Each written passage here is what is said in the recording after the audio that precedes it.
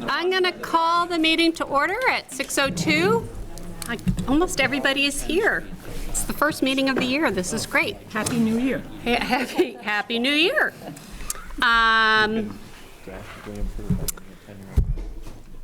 Adjustments to the agenda.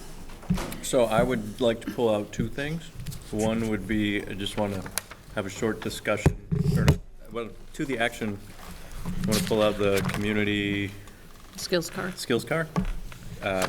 If for no other reason than to hear some information about that program for the first time. And then I do want to pull out the request for leave of absence for the para from Heinsberg. Okay. And we don't have to go into executive session to discuss any of that. Right. It's just a question about that process. But I would like to add an executive session item, it's a student matter. Any other adjustments to the agenda? Audience and communication? Some things never change. Are we taking Act 173 up because it's in? I will speak to that when Act 173 update will be part of the COLT report. Okay. It's So in the move COLT that up. report. So we have two items being pulled out of the consent agenda. Yep. Okay, 4.0, presentation. Rise. So I'm Rise just and going to say shine. a few things before I hand it off to our presenter. To contextualize the presentations for this year. So if you remember in June, we had an afternoon dedicated to looking at data. And I shared with you the strategy that one of the ways to do that is to look at 4 different types of data. The multiple measures, demographics, perception, and student learning. Who are we, how are we feeling, and how are our students doing? And then that fourth one, I said, that's a school process. And school processes are things like programs, instructional, organizational, anything to do with continuous improvement. And so in the past, presentations have been dedicated to looking deeply at one school process. And last year, it was proficiency-based learning. The year before that, it was essential arts program. And this year, it is personalized learning. So this shared vision comes right from the continuous improvement plan. To engage and empower learners, we expect students to offer their voice and make choices in determining meaningful and relevant pathways to proficiency. To this end, we provide a personalized learning process in which students continually plan to connect, reflect, and share about their learning. So the purpose this year is to understand the current processes in place to support all students in those efforts. And we wanted to start this year with the high school, who's done a ton of work with empowering students through voice and choice, lots of innovative programs and bold programs as well. And so they'll be presenting to us the next 2 meetings, and they're going to start with a primary focus on writing. So Adam and Humphrey. Absolutely.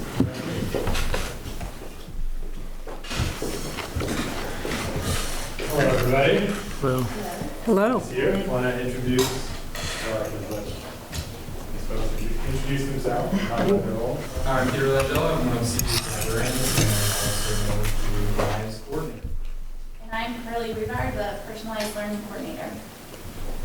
So we felt like it would be important before we jumped into RISE and kind of our further thinking about personalization to actually define what we mean by personalization. It's a huge word, and if you look around the state, people define it differently depending on what school system you're in.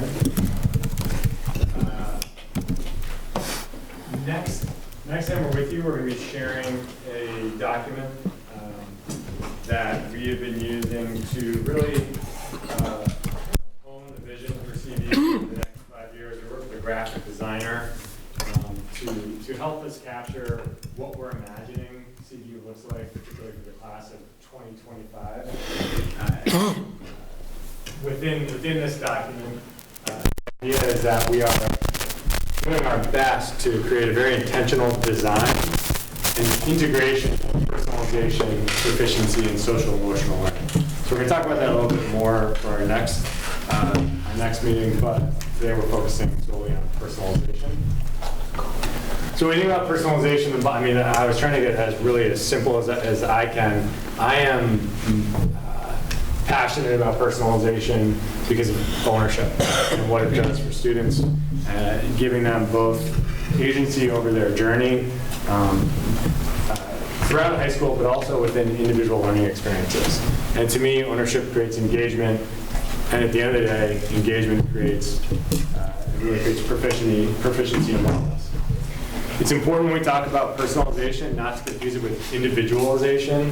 So individualization is really, I think it's often confused with kind of anytime, anywhere learning. And when I've gone around and looked at schools that are doing individualization, there isn't a lot of collaboration.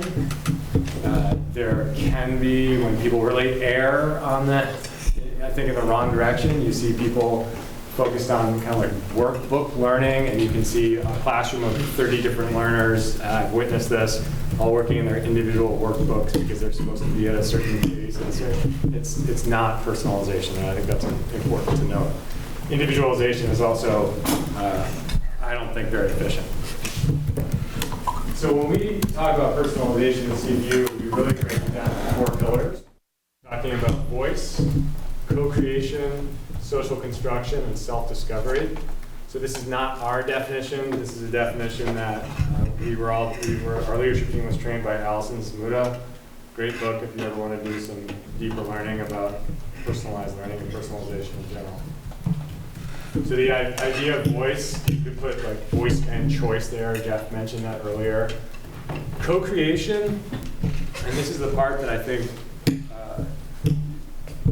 that students and educators benefit often the most from, but that we sometimes miss when we think about personalization, and that is really the co-design, working together to understand both learning outcomes for the individual learner, but the process and path you might get to those learning outcomes. You're really sharing control of the learning experience with students. You can think about that in individual learning experiences, and you can think about that through a system at large. Social construction, really important word here. I think in the old days we would have used the term constructivism around that, but the idea, I think about math best practices, you've heard a lot about math best practices over the years. The idea that our students are sense makers together, that they are making meaning of their learning in collaborative groups, really important. And then finally, personalization's aim is not just proficiency for proficiency's sake, but the idea that we're discovering self here. We're looking at self in the context of a larger world. We're looking at self in the context of a group. That really is the aim of education and personalized learning. So we have personalization. We can see it on a system level. So we can look at PLPs. We can look at a school having flexible pathways to graduation.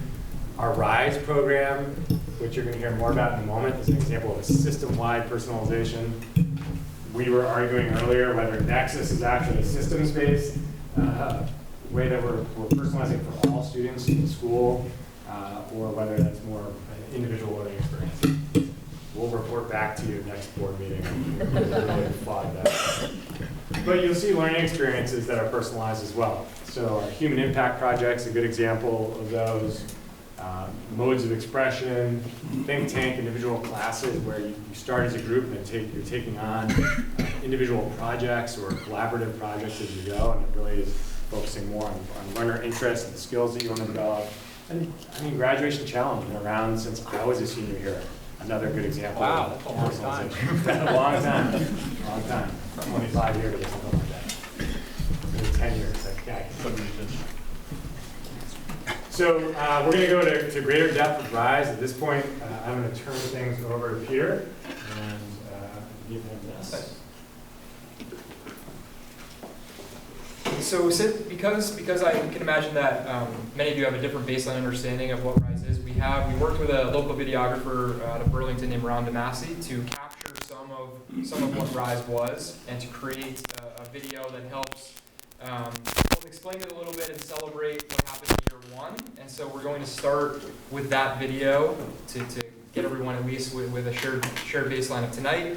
And then I'd be happy to talk about some of the things we're reflecting on and trying to improve for year 2, and also answer any logistical questions. Carly has an unbelievable amount of knowledge about the students who decided to do individual projects during RISE, and so she'd be able to talk about all of that framework and everything that went into helping each student find their individual path during the 2-week session. So we'll start with the video.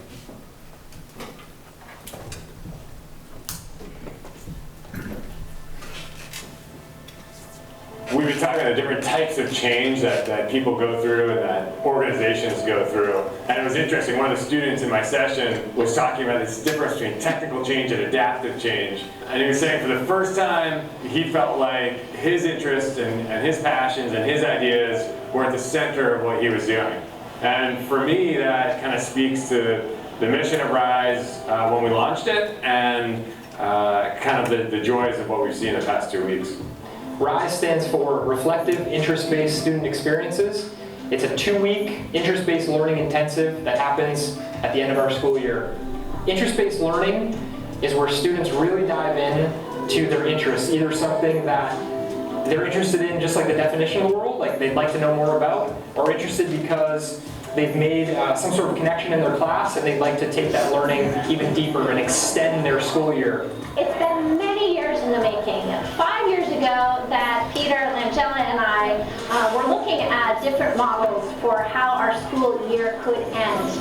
Really ways to engage our student body, get them invested and excited, and launching out of their school year with positivity and a sense of accomplishment and a goal of lifelong learning.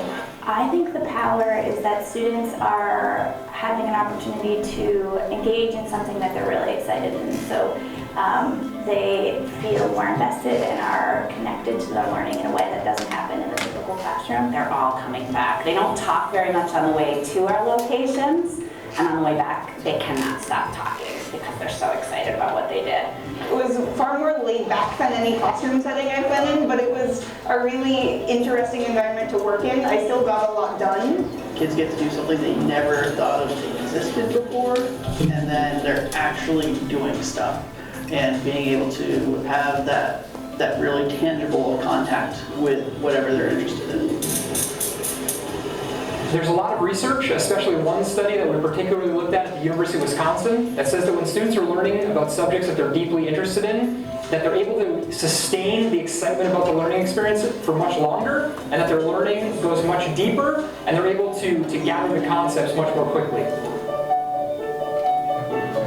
One of the really important things is that we designed this program to, at its core, include our self-direction and responsible and involved citizenship standards. Every curriculum that was built by our teachers has to align with one of those 2 standards. They created targets that were attainable during the 10-day period that really helped students understand who they were as learners and how they can move forward as members of our community. A lot of the power comes just from the fact that it's different. Just, I think, having a different perspective on some of the same topics that you see in school. The same learning goals are still there, but just giving students an alternative path and an alternative schedule is really, really beneficial for many of them. We had a really great opportunity in our first year to create coursework that really aligned not just with our students' interests, but also with our faculty interests. I also really get to work with kids and something else that I'm interested in that isn't math.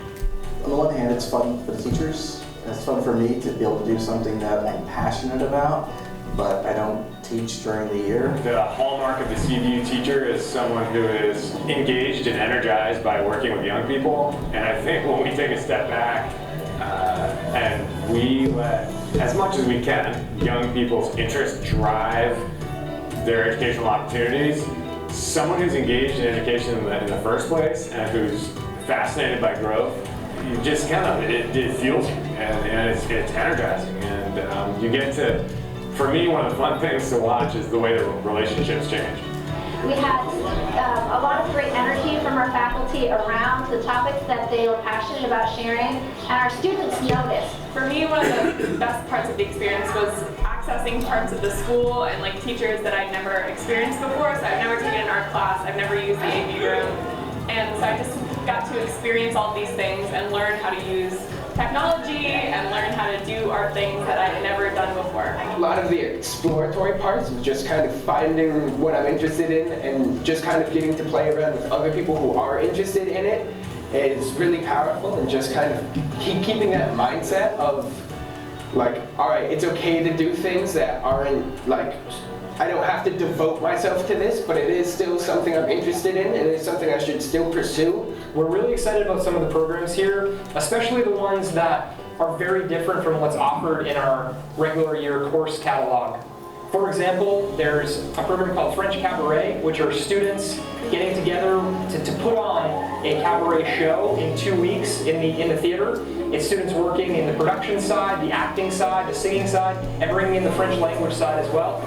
Many students were able to take on their own independent studies, either their own self-designed project or taking advantage of an existing course. My project was primarily self-directed, and so it was a lot of learning about how to motivate myself to work on a project without formal structure.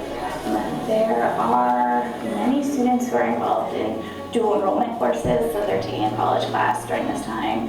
There is a group of 3 students who are working on coding and machine learning, and they're developing a platform to help with scheduling students. We have this wide variety of interests coming from our faculty, and our students really latched onto that. There's a class about making abstract art, where students are learning not only the concepts behind that art genre, but also putting that into practice and creating unbelievable canvases they're going to hang in the library over the next year. We have our AP government teacher from this year teaching a class on women in Hindu mythology, and it's something that is not touched on in our curriculum at all, and it's amazing for students to be able to spend 2 weeks diving into those concepts from a culture that is very different from the culture of most of our students here in Vermont. We have a group of special educators, science teachers, reading specialists, humanities teachers leading a class called Bike Vermont, where they were traveling around the region, especially utilizing the Catamount Outdoor Family Center in Williston, spending their whole week biking, but not only doing the active biking, but learning about trail maintenance, learning about forest stewardship, and really putting the whole package together of what it means to be a successful citizen in the state. The time in your life that is high school is a time where you have such a learning curve, both as a person and with academics. The people here, especially the teachers, are so good at fostering curiosity and compassion in the students. And the students, definitely by their senior year, really learn how to be a community and how to support each other. On behalf of the team who helped to create RISE, we'd really like to thank all the members of our community, students, faculty, staff, parents, community members. Everyone's really trusted us with this new initiative, and we wouldn't have been able to do it without all of you.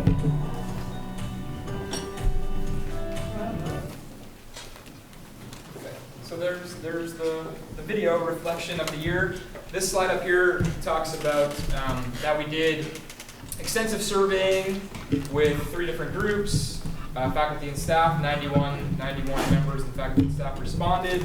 181 caregivers, meaning parents and other people who are the primary contact for our students, and a student survey that received 787 responses, which happened in like a one-off. This is the only time we have to do it, one day during advisory. We try to get as many advisors as possible to say, students, please do this. There was even a glitch in the survey that maybe made some students not want to do it, but the fact that 787 of them did on that one day, I think was really awesome and gave us some really good data to reflect on. Moving forward, I don't know if you want me to share some thoughts about what the reflections are, or if you'd like to start with questions for me. Just a quick question. Yeah. Is that video available on our website? It isn't yet. It's brand new. That's amazing. Yeah. You know, that's just says so much about our community and our school and faculty, kids. Thank you so much for sharing that. Yeah, you're welcome. It's Yeah. excellent. I quickly was able to share a version during pre-service with the CVU faculty, and then that was like hot off the press from the videographer, and then we worked on a couple of little edits, and so this is the latest version. Well done. That's very good.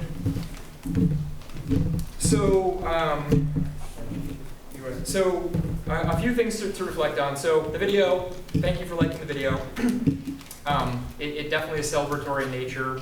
we're not diving into some of the things that maybe didn't work so well. We understand it wasn't a perfect experience for all students or even all people in the building, but we think overall it went pretty well. I'll give you a couple of highlights from the surveys.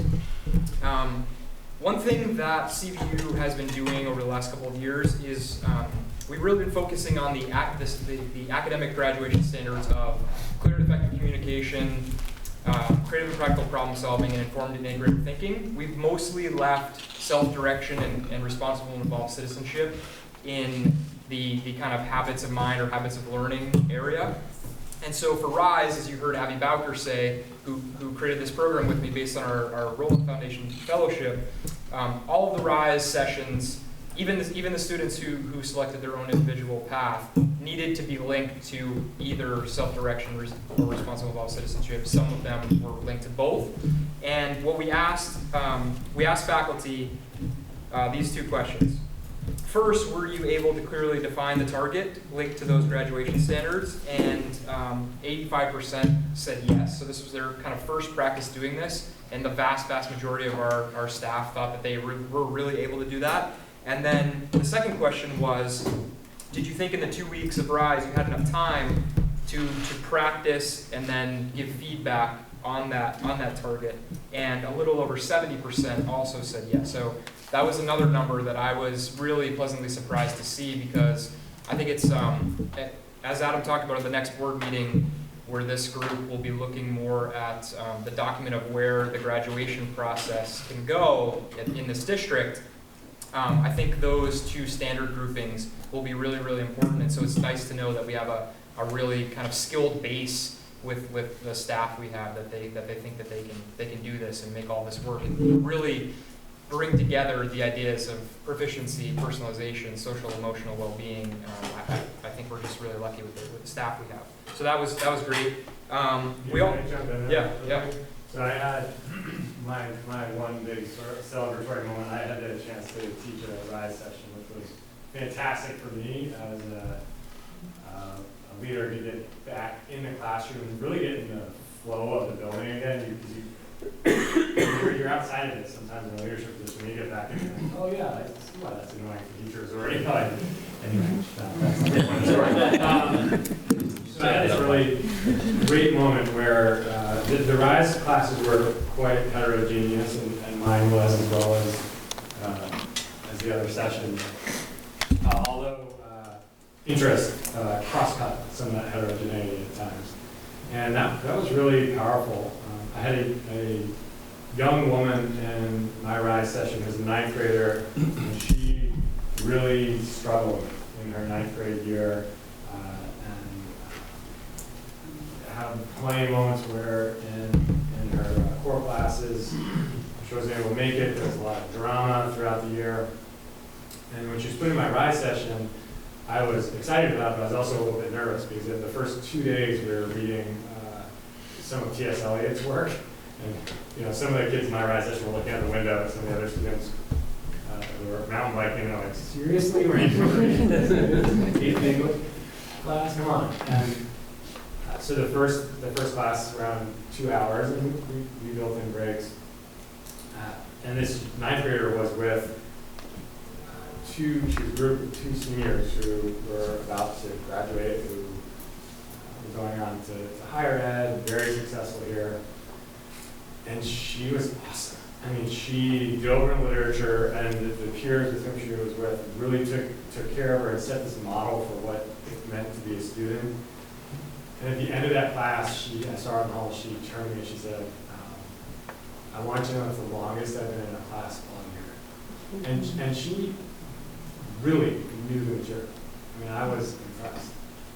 To me, that moment, and there were plenty of moments where I would go back and redo in my RISE session, just like we all, and we know it's not perfect, but that one moment spoke to me about the integration of the social emotional piece that we're talking about, the proficiency piece, and the personalization being the driver.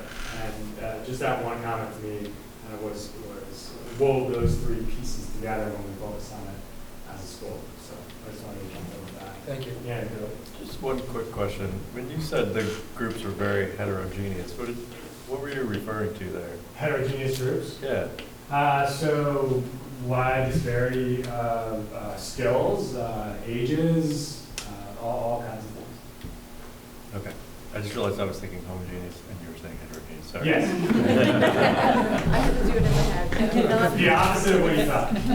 Okay. Now, because that sounds exactly right. Yeah. There were a few that had age requirements, but most of the RISE sessions were more like advisory, where students in all grades were learning together.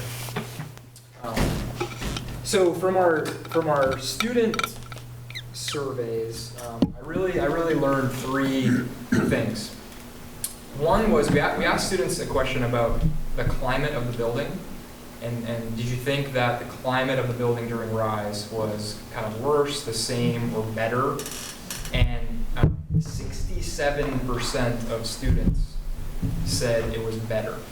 And so there's varying kind of data points that could go into that, and I'm not really sure I have all the answers, but I thought that was a really telling thing. That's something about what we created and something about the flow and the way feedback was being handled, maybe the expectations, something was making students feel pretty happy spending their last 2 weeks like that. So I thought that was a really big piece of information. The other thing students really gave us is we asked them the question of, what would you like to be offered in the future, or what would you like to learn in the future if you chose your own thing and your own topic? And we just have hundreds and hundreds of responses that are really amazing. And so very soon in the next few weeks, we're going to be kind of rolling everything out with faculty again, and giving them the option to, yes, you could do the same thing you did last year. You could look at this list of student ideas and switch it up a little bit. You could collaborate with each other, try to find some sort of middle ground, or you could maybe even sign up to help Carly and the students who want to do an independent project, because we think that the prediction is that more students will want to do an independent project that is of their own design. There was a little bit of disappointment with some of the students who signed up for a college class, either here at school or kind of on their own. I think many students, we're kind of deducing, we don't have so much data, but just through conversations with students, that I think many students thought that maybe, especially the students who did an off-campus college class, thought that, oh, maybe I'll just do that and that'll be easier than doing this new program. And they found out that really they were doing that to check some sort of box, and they were going to get credit for it, but it really wasn't something that they were truly interested in.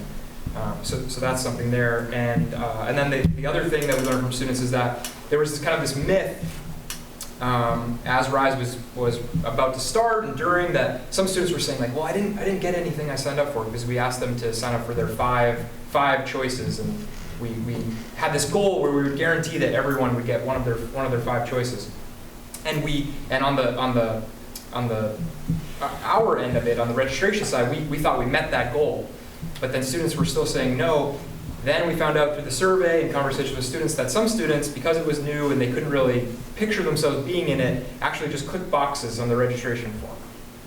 And so that was some good learning for them, and some good learning for us to remind them that when we say, please register for class and tell us your choices, that it's going to be a real thing. And we will, if we say you're going to get one of those, you're actually going to get one of those. So that was an interesting layer that we never would have predicted in year 1. And then with the parents and other caregivers survey, I said this to the faculty, and I'll say it to all of you.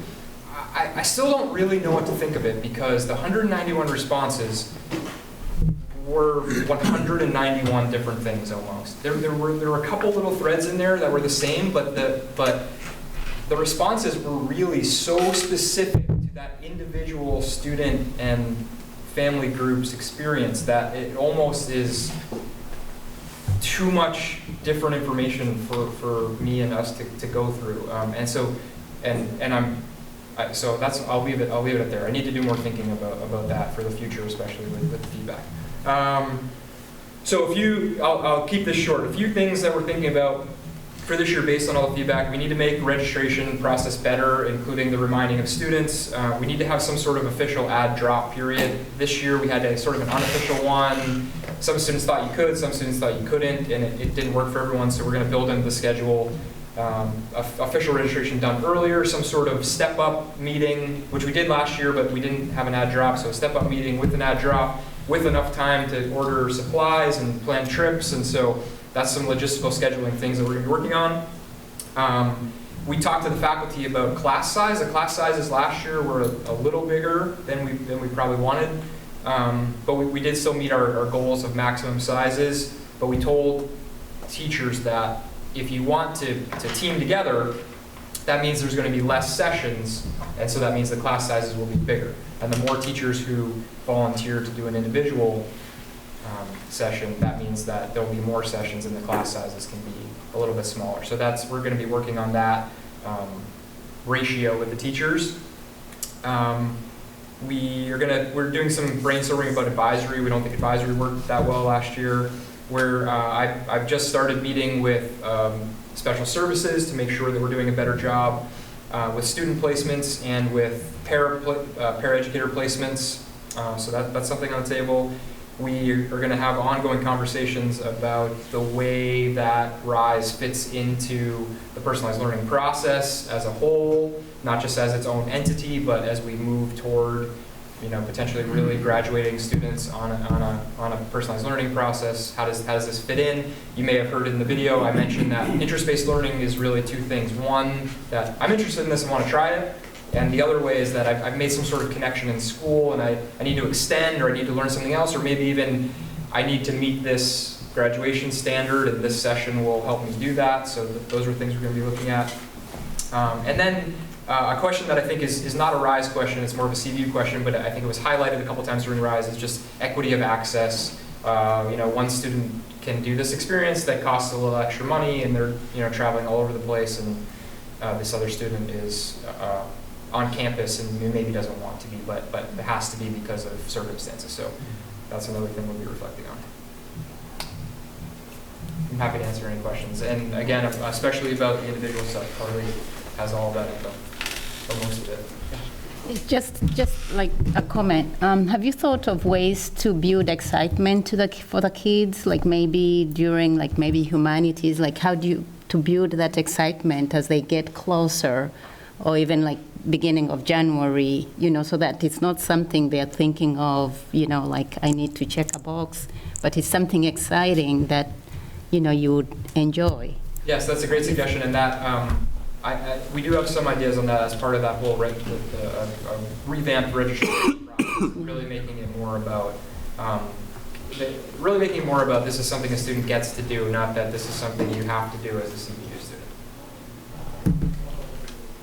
Did you come up with some criteria or measure for rigor in these? Were they rigorous? I mean, were the kids busy enough and making progress enough, or? I mean, I think you could find a couple that maybe weren't so rigorous, but overall, yes, and that's why from the very beginning we wanted to have a link to those graduation standards. So I mean, there were learning targets, there was practice and feedback and an assessment going on in every class. So, Peter, just a quick question, and I think you alluded to this, but I just want to hear your answer again. I heard a lot of passion from the teachers for the topics that they chose, and that it was really energizing for them. And I'm assuming that in your surveys or your feedback, you're getting more information back from your faculty about what worked for them, what did not work for them. I'm also wondering about, is there adequate, or do you need more opportunities for professional development to prepare faculty to pursue their passion with students in some way? That's a difficult answer for me. I can just tell you what I think. I mean, we're getting a lot of good information from faculty, so that's one part of the answer. And then those of you who maybe are familiar when I came years ago with Abby and we talked about our Roland Fellowship, it just, I don't want to completely shift the conversation, but I will be honest that my vision and Abby's vision and some of us who have been working on this for a while is that we would do this a half day or a full day every week, and maybe do a 2-week intensive at the end of the year. We think that there needs to be more of a fusion between conventional learning as we've known it for many years and this personalized learning, and we think that changing schedules and creating those systems that force that to happen would be a good thing. So I think Yes. It's an ongoing conversation. Yeah. Thank you. Can you talk to us a little bit more about the equity challenges and like how many programs had or classes had additional fees and how that was handled in terms of students having access to those or choice? Yeah, so there were I believe 7 classes that had fees, 3 of which were nominal, like $20 to $50. And I say nominal that it was enough that we, within the program or, the principal's account, we could say like, oh, if a couple students can't do it, we can make sure that they do it. Then the few other classes were, several $100s. There was a lifeguarding certification course. There were a couple other ones that were, several $100s. And this year there's plans for a course that is based on coral reef restoration in Florida, and a course and a China trip. There's kind of a partnership between our international committee to see like, oh, what if we did trips? So this is kind of like a pilot of that. What if we did trips during RISE? That's a choice that Burlington High School makes in their year-end studies. They only do trips during their last 2 weeks of the year. And so it's a pilot version. I think there's pros and cons to both. But yeah, the cost is hard. I don't know what the answer is for the future of that. If we still keep doing it that way, then all students do not have access to all opportunities. Is that okay or is that not okay? That's not necessarily for me to decide. Maybe you need a fundraising course. There was a small business. Was there? Yeah, there was. So I work with a number of schools, but both Burlington, because you mentioned it, and Vermont Commons for their sort of RISE, their encounter week or Burlington High School weeks at the Sailing Center. And part of how they garner interest in the kids all year round is that they have the kids present to each other throughout the year. So just a thought. Thank you. Elise, go ahead. I'm sorry, I was waiting for the whole board to get here, but this is Elise Martin. Somebody might be related to her. She's one of our student reps. Yeah, so I just heard that you were talking about possibly changing the schedule of what RISE would look like in the future. And I think just considering that, I know that last year it was kind of difficult in terms of the exam week and classes, because that's 2 weeks less of classes. And it was hard for a lot of teachers, I think, to adjust to that. And a lot of information was being pushed at us at the last few weeks of school. And is there anything kind of being done to, on the actual conventional side of things, so that the conventional school learning would be more smooth this year? You want me to jump in that one? I don't know if that's really yours. You may not want me to answer this one. That's enough. I mean, it's a great question. I think it's an adjustment. I mean, anytime you make a change in the system, the first time you do it, there's some challenges. And, I think one of the first big risks we took last year was ending the semester before the winter break. And, we were really nervous about, how are we going to handle this? So one of the things that we did was asked no year-long classes to give any assessments during that time period, which will only be semester-end classes. So there are types of things we try to navigate through that. I mean, one of the bigger barriers for us, trust me, we were tempted to go the 1 day a week to try it out, but we had so much feedback from, I think, primarily AP teachers who were saying, wow, I've already got this sort of crunch of content that I need to get through. If I'm losing this many days, what would that mean? So, that was a barrier we already kind of had to navigate. That we're going to have to wrestle with. We have to think about that. I don't know that that's the reason why we shouldn't do something, but it's certainly something we need to consider. I am ardently hoping that and I have a lot of faith that with practice, first time through, I think we're pretty good at listening to people, and there are always stress points in the year, right? Where October, April, there are points where students really are getting overwhelmed. Last year, the shift in schedule moved some of those dates, so it became a little bit of a surprise to everybody. But I think we really need to work together on that. So that's kind of like that sounds a little politically like not answering, but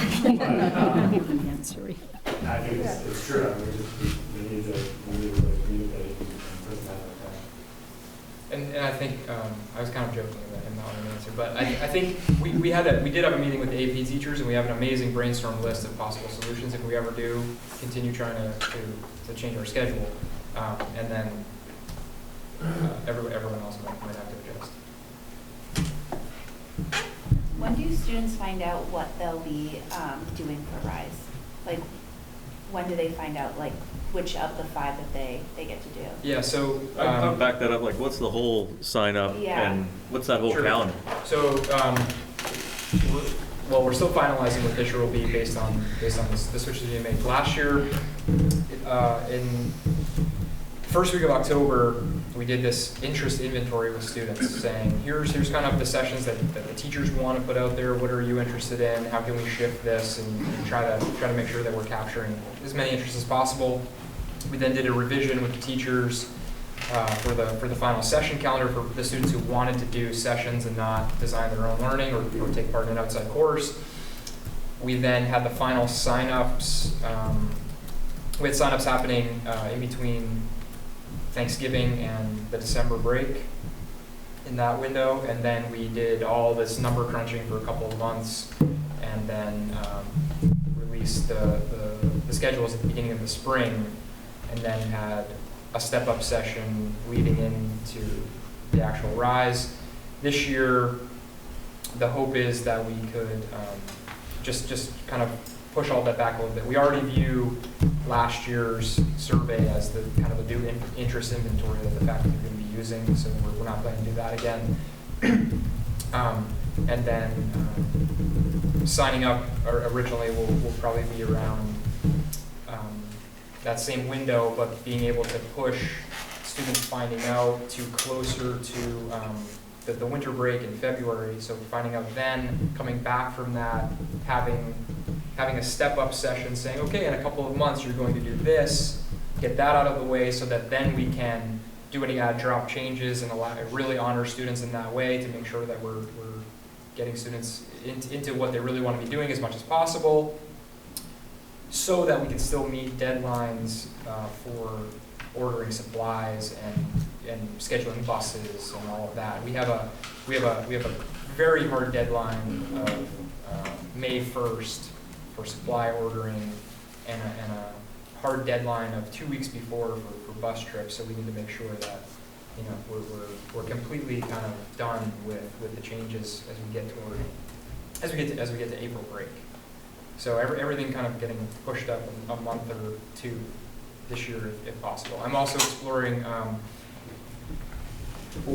guess one detail I left out before is we really did the registration process by hand in spreadsheets last year, and we've been exploring since the spring different platforms that we could use.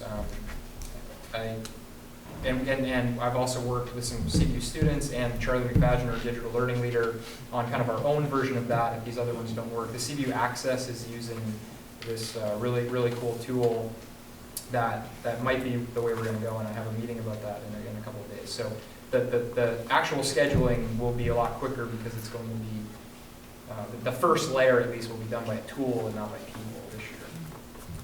And this is a good point for us also to thank our central office. Gene and Elaine have been amazing in terms of supporting this work.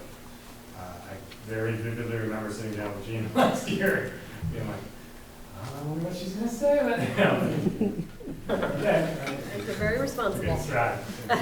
I have 2 questions. One is, what percentage of students did individual projects versus the teacher-led projects? Ended up with about 75 who did a dual enrollment course during RISE, and then similar around 77 who designed their own learning. And are you concerned at all? I mean, I'm not surprised that you got hundreds of different things that the kids are interested in, right? Because this is being kind of promoted as personalized. What are you passionate about? What do you want to do? And kind of to Colleen's point, are you concerned that maybe the kids' passions and ideas and things that they want to explore aren't going to mesh with what the faculty is able to provide? And is there going to be a need to fund people to be able to match the passions of the kids? If that truly is the goal, it's not so much about meeting the teacher passion, it's about the kids. So is there any concern or talk about how you do that? So there's been a lot of talk about partnering with outside people. We actually did that with a couple of courses last year. You saw students shooting guns in the video. That was some of those students actually earned their Vermont Hunter Safety Certificate partnering with Vermont Fish and Wildlife. However, even though this program is not tied to discipline credits like a math credit, a social studies credit, it is still a CVU graduation credit, and so we need to have certified educators. And so it can't only be run by the Fish and Wildlife, for example. It needs to be partnered with a CVU faculty member, so that we still kind of have the numbers issue. So yes, this is an ongoing discussion of how do we have as many options as possible to meet as many students' interests as possible. And then just a quick comment on that. So if we really have that problem, we're doing something right. Well, I mean, it sounds like you do. Like the kids have all these things that they want to explore, and that's a good thing. They do, but so often we're open, like, what do you want to do? What are your values in the world? A lot of students can answer that, but that's also an overwhelming question. And I think, if we get to the point where we're asking how do you want to engage with the world, now that we support that, it's a little bit of a different question. But maybe we've given people so many opportunities to engage with their interests throughout the year, like that you begin to know what you didn't know. Right. So my other question is, because this kind of sounds somewhat similar to a really condensed, shortened grad challenge. It's almost like grad challenge has been duplicated for all 4 years, which is a great thing, I think. What happens with grad challenge? I have some thoughts. Grad challenge is I think grad challenge can have a very different set of skills.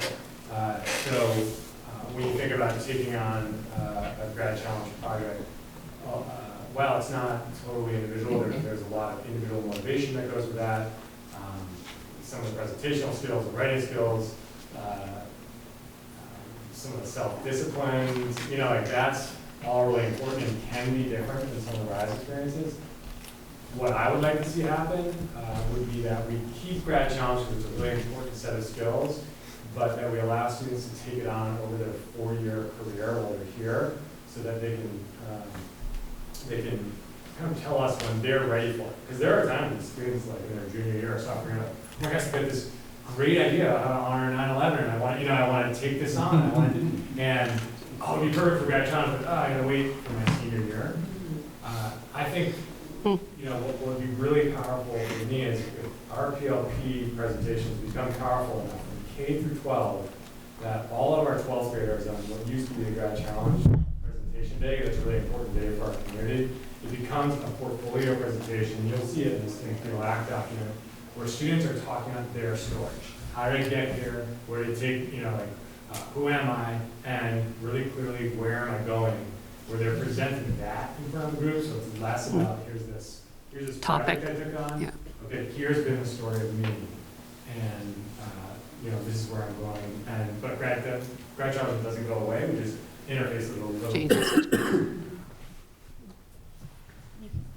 Oh, just a quick point. I wanted to clarify my point about the faculty allowing space for them to find their passion. It wasn't for the kids to find. I think faculty finding their passion and allowing for renewal for faculty to pursue deeply a topic. For kids, it's a 2-week commitment. They're not committing the rest of their life to this new topic. But I think when they can see and observe adults who really care deeply about a topic, whatever it is, they will join in out of curiosity and interest and benefit from that. So I'm really supportive of allowing faculty to pursue their passion. And I think it is very different from the grad challenge. But anyway, I guess that's philosophical. Just thinking about the equity of access for the Florida and or China trip. Just thinking about when students will find out that they've been like they get to do it. I'm just wondering if there's been any conversation about fundraising or something else, because I just keep thinking back to like if RISE is supposed to be what students. It's something that students are passionate about and they want to do. It's different than maybe like a school trip that goes to somewhere, and so I'm concerned that like some students not having the access to it, like that kind of goes against what RISE is. And so I'm just wondering like if there's been any problem solving or conversations about how to really try to make that accessible. I know that you said it's a challenge, but just wondering if there has been any conversations about fundraising for it or... Well, any international trip or long trip has some sort of fundraising that the group takes on by themselves. So I think both of those trips have a fundraising plan that the students already know who is going on the China trip. The Coral Reef Renewal in Florida is brand new this fall and is trying to solidify those details. So there is some fundraising going on in both of those. I know, although I don't know the details to tell you off the top of my head. Can I jump in there? Yeah. I don't think I've asked that about 80 times. I think I'm really confident in saying this.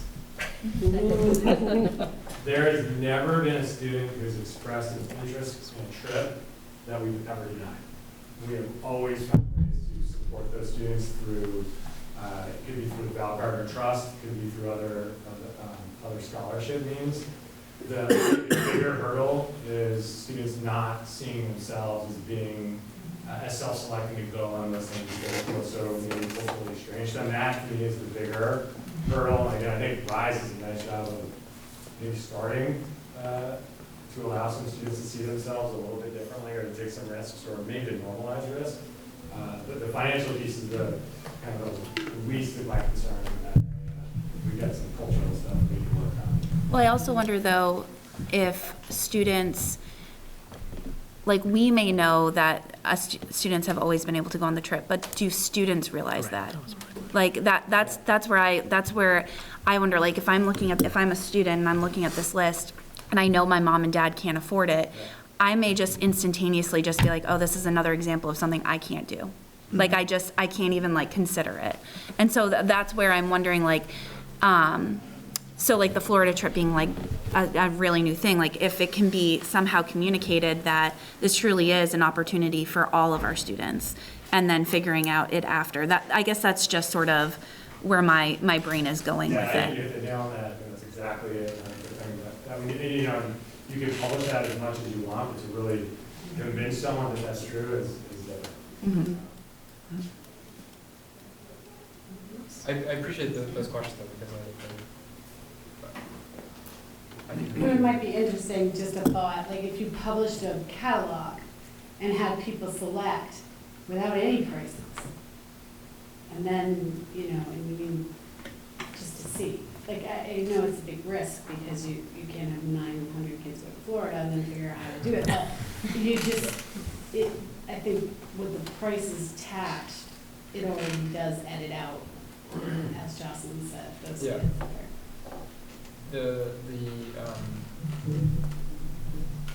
I guess I have two thoughts. One is that it's a larger, you know, it's a larger issue. These trips being only, you know, these trips have been going on for a long time. So it's a school issue, not necessarily a RISE issue. I think the fact that Jocelyn, I think you really pointed out really well that because this is being billed as such an interest-based opportunity, it creates a heightened awareness on the fact if someone's really interested and maybe can't go. So the best I can do is just say it's something for us to really reflect on as a school. And I mean, we've had conversations last year, and I'm sure years before, about trips too, and the equity of it. Didn't the PTO at CVU just give a big check to CVU for international trips? Was that? Give us a check? Yeah. Our friends, yeah, the friends did. Yeah. I get a sense that we're wrapping up. I don't want to say that too soon because there are other questions. But I don't want to lose my opportunity to say thank you to Carly, to Peter, and to Abby. Those three in particular, when I think about kind of the greatest gifts that you can give students, and I think about that young woman in my class, to have a chance to see yourself a little bit differently. You know, I think we know that the beliefs we internalize about ourselves are the things that govern our futures. You gave that gift to so many students at CVU, and it was not an easy process. There was a lot of the hundreds and hundreds of hours that you guys put in over years, and really last year. And it was not always like the faculty and staff was like, yay, thanks, let's do this. Let's change, they were amazing. I think they were really excited about it. But at the same time, it's a disruption. There are already so many disruptions. There are already so many challenges in a year that when you go and seek new challenges, that can be a really hard place to be in, particularly when you're in a quasi leadership role that's not necessarily there with positional authority. I mean, I got done last year and was wowed by the work that we've done. So I just want to publicly thank you for that.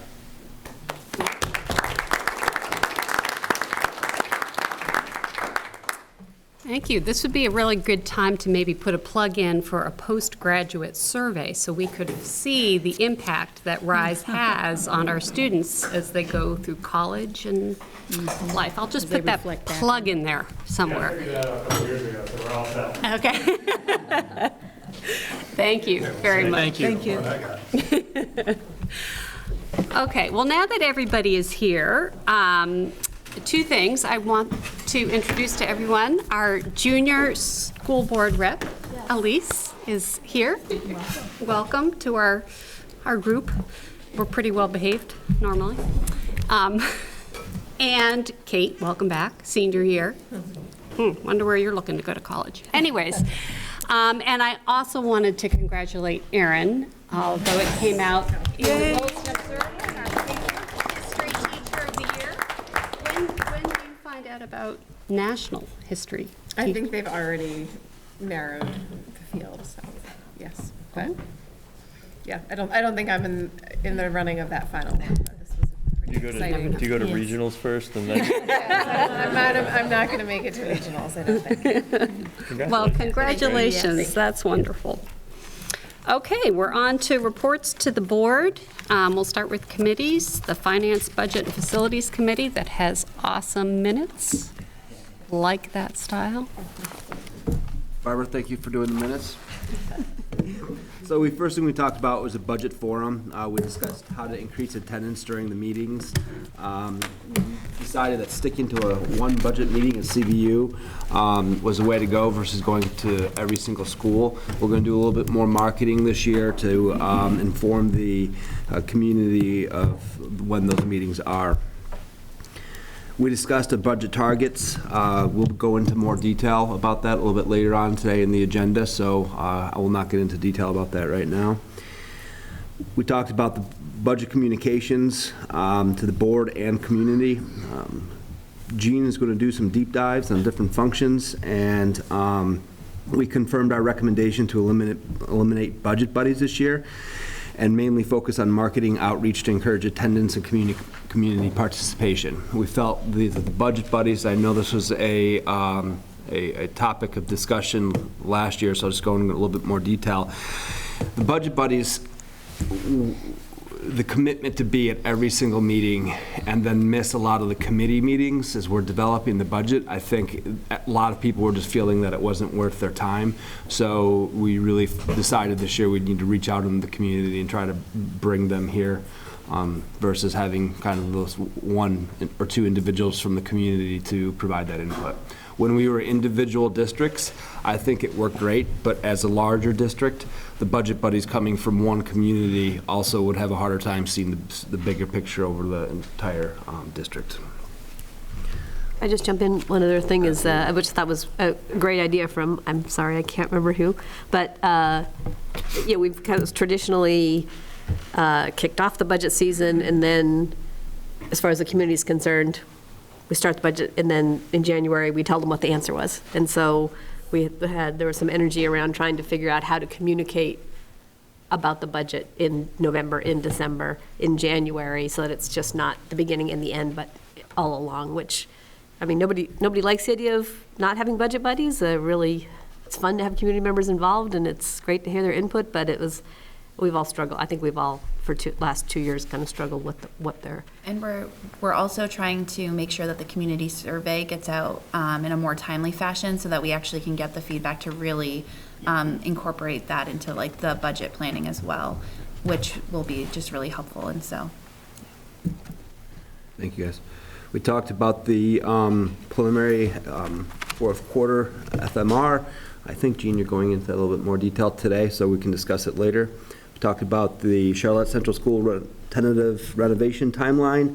The timeline is assuming a bond vote in March 2020 with construction beginning in the summer of 2021.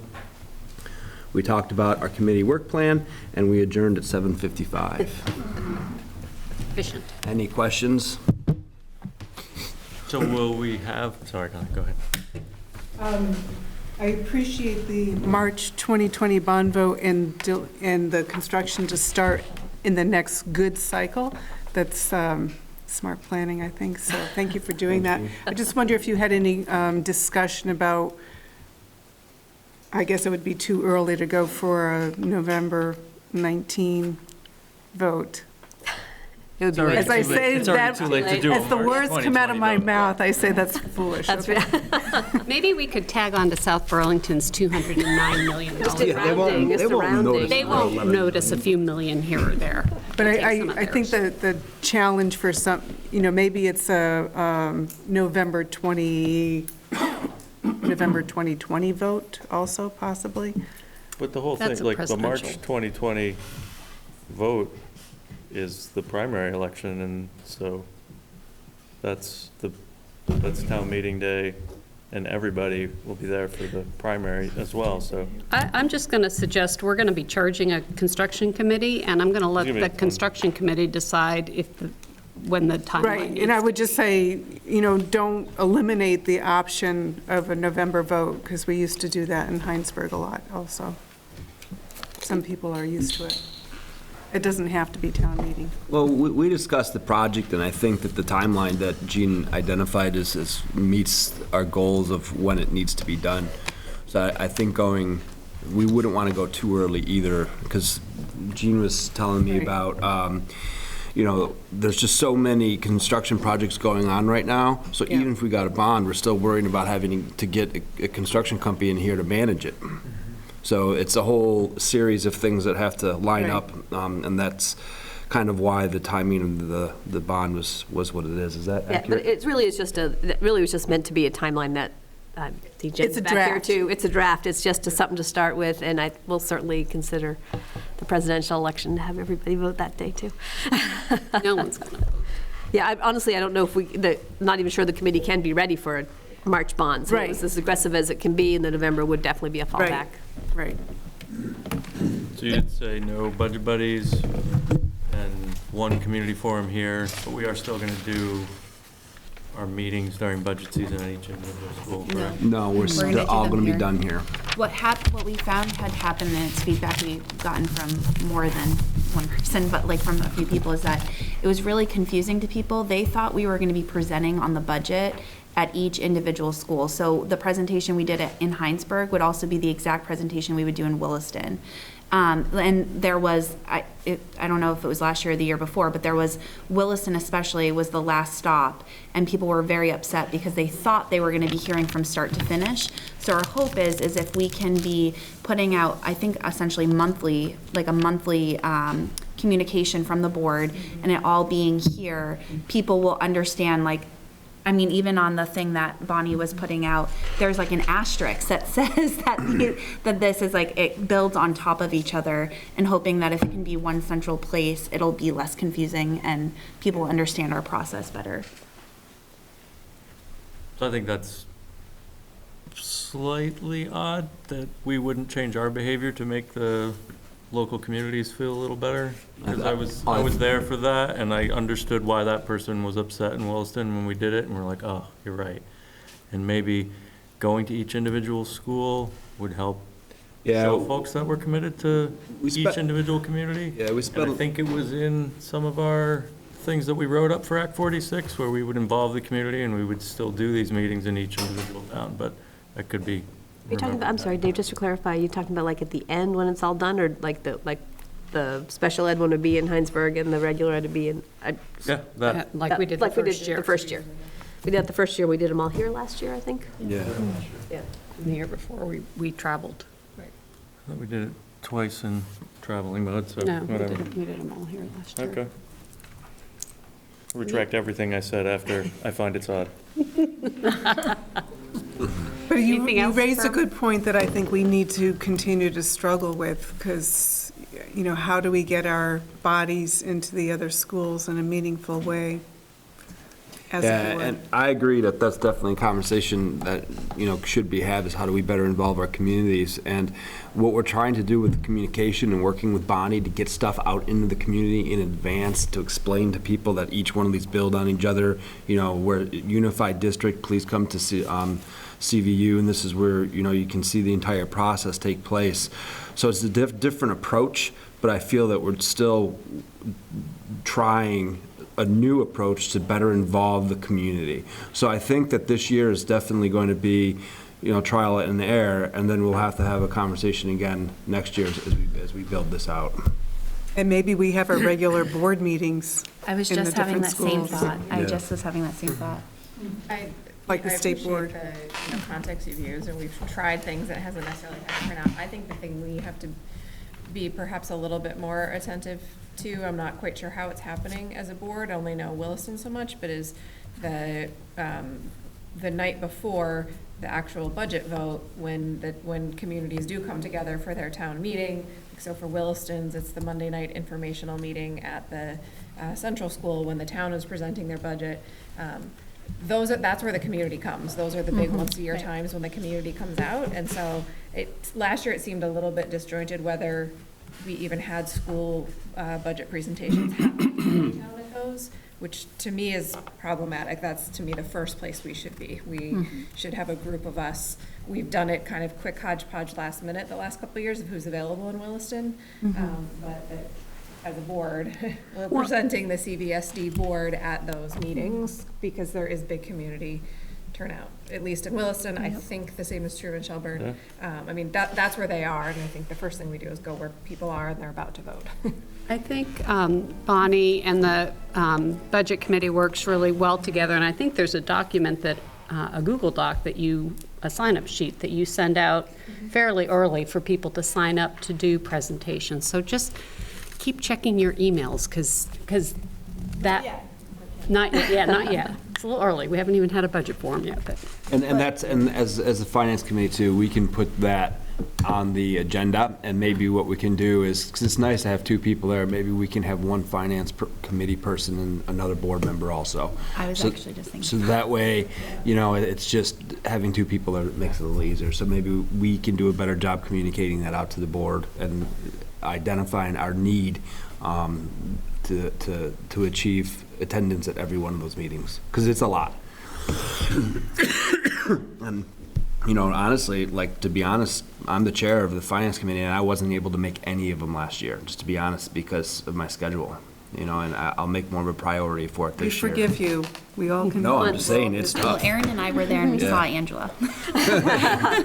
Okay, I'm going to move us along, because budget, we could talk about budget and numbers for hours. Indicators, 5.1.2. We continue to talk about what should we be measuring, how do we know it's working, and what indicators drive decision-making on the budget.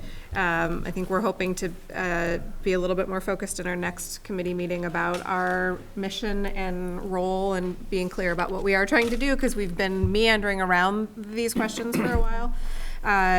We had some good conversations about particularly some of the early literacy work that's happening across the district and how that might be a marker of some really important indicators for us.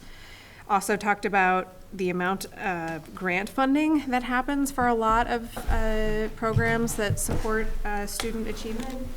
and whether we might want at some point to bring some of that information to a full board so we understand some of those different kind of budget Great idea. buckets that are happening. And we plan to look further into the continuous improvement plan and what the PDSA, Plan, Do, Study, Act cycle will be for this year at our next meeting. So no particular decision or action item, discussions, and continuing to figure out the role of this committee and making it fit within what we intend it to as a board. Can I just tag on to one item you mentioned? I think you were talking about pass-through federal funding for some targeted programs, academic programs for our students. And in the past, we haven't, and I'm connecting it to the Finance Committee, in the past, we haven't looked at that. You know, we say we have a $78 million budget, whatever that, you know, around that, but it's probably closer to 85, 90. Yep. And we never pay attention to that extra pass-through funding, and I think it might be helpful for us to just be knowledgeable about that, to understand it.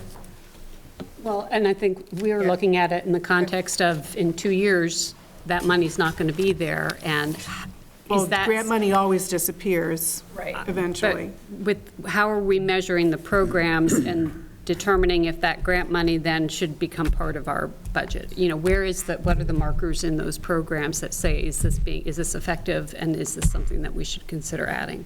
Right. For example, I mean, RISE was a grant initially, and we funded it through the budget last year, if I'm remembering correctly. So there's, you know, that, how that is happening and where, and, yeah. Thank you. That was the discussion item, yeah. We spent a lot of time pondering RISE in finance too. Just, is it going to work? What does it look like? I think we had a whole meeting for RISE, didn't we? It turned into it. Okay, 5.1.3, Human Resources and Labor Relations. Not surprisingly, we spent most of the evening talking about negotiations. There are 3 committees that are part of the contract that we're supposed to be forming and talking about issues with the teachers this fall. One relates to salary, and that one's probably going to have the most board involvement. One relates to safety and health of the, primarily, I guess, of the faculty and staff. And then finally, co-curriculars. And it's probably been some time since we've really looked at how we handle some aspects of you know, coaches and advisors and that sort of thing. And so that's one of the committees. We don't know when we'll start negotiations, and Mark, correct me if I'm wrong. Actually, that's really driven by the teachers have to submit a letter to us announcing their intent to negotiate a contract, so we don't know when that will be forthcoming. That said, the state is still negotiating the healthcare piece, which is that going to arbitration? Is that where that is? November. Okay, so it shouldn't be surprising if there's not really a lot of progress on negotiations until it's known where healthcare is going to go. You know, the downside to that really is from a timing standpoint that, you know, that the longer we wait to get this going because we're waiting on something that we don't have any control over, just means that, you know, then we start to face time pressures to get this done next year. So the other piece that we spent a little bit of time talking about, we've been waiting for kind of a salary analysis, or there's a gentleman named Frank Sadowski who's with Gallagher Flynn who does this for not just CVU, but CVSD, but apparently other districts in the state, where we take a look at the compensation of basically the leadership team and central office folks, and you know, make sure that everybody's being compensated fairly and competitively with other districts around the state. So that hopefully is forthcoming in October, and we'll be able to start taking a look at that as well. Thank you. So I had one question. We spoke in the last cycle about the benefit of being able to ideally finalize a negotiation before our budget is finalized, but it sounds like that's not going to be possible in this coming year. Is that correct? We won't hold our collective breath. Right. Again, I think that because of the timing of the healthcare piece of it not being settled, we should assume not being settled until pretty much the end of the calendar year. That's unrealistic to expect that we'll get the rest of it done prior to town meeting day. Okay, 5.1.4 policy. I'll start and then Mark can finish up, but we have not had our first meeting yet. We picked a date, September 25th on a Wednesday, and then we realized that won't be a good day to have the third Wednesday of the month or whatever. We had decided, so we need to pick a different. I thought we decided that keep the September 25th. 25th is fine, but going forward, we'll have to pick a different. Yeah, that's neither here nor there. But we'll get back to the board when what the regular meeting schedule is going to be. We also a slick way for a committee that doesn't actually want to meet, just pick the third week, because we have like every other month there's a vacation during that week. So. I know, it works well. Currently, I know there's a lot of interest in policy from board members, because we kind of had, straw vote, raise a hand who was interested. We realized that we already have 5 members from last year who had volunteered: Jeff, Ray, Russ, Dave, Colleen. Mark's our admin on it. If any one of us decides that it doesn't work for our schedules, we'll back off. But then the question for me is, how do we ensure that board members feel as engaged as they want to be I have in that the as process? it's 6.3. It's actually a discussion matter tonight. Yes. Oh, okay. But I'm going through just reporting out on policy. Okay. And then we can get to that discussion item. So I just want to acknowledge that piece, that the membership right now is Jeff, Ray, Russ, Dave, Colleen. We have our first meeting scheduled for Wednesday, September 25th in the morning. We're going to meet at central office. Mark and I will work on a draft agenda. Right now, it would include the meeting schedule for the year, the membership and communications with the full board, flag policy, formal complaint process, and probably travel, field trip, equity issues. Get back into that. And then if anyone has any other suggestions, burning issues that need to come to the policy committee, either send them through Elaine or Mark or me or Lynn, so we can get that there. And I'm not circumventing having the discussion on 6.3, but Okay. I just wanted to go through where we are. We haven't met yet. It's kind of informal. Do you want us to discuss fundraising? Gift policy. Gift policy, okay. No. Oh, I got lots. Okay, anything else on policy? Okay. Colt. Thank you. So I'm just going to go right to Act 173 that is listed on here as a separate item, but is actually in the Colt report. And maybe, Megan, you could give a little bit of an update on that. Sure. So Act 173, most of you know this, is the law passed last year that changes how special education is funded and also kind of solidifies the responsibility of districts to have a multi-tiered system of support. Before our last board meeting, the legislature was contemplating a delay but hadn't made a decision yet. So they did ultimately, in the miscellaneous ed bill, pass a delay.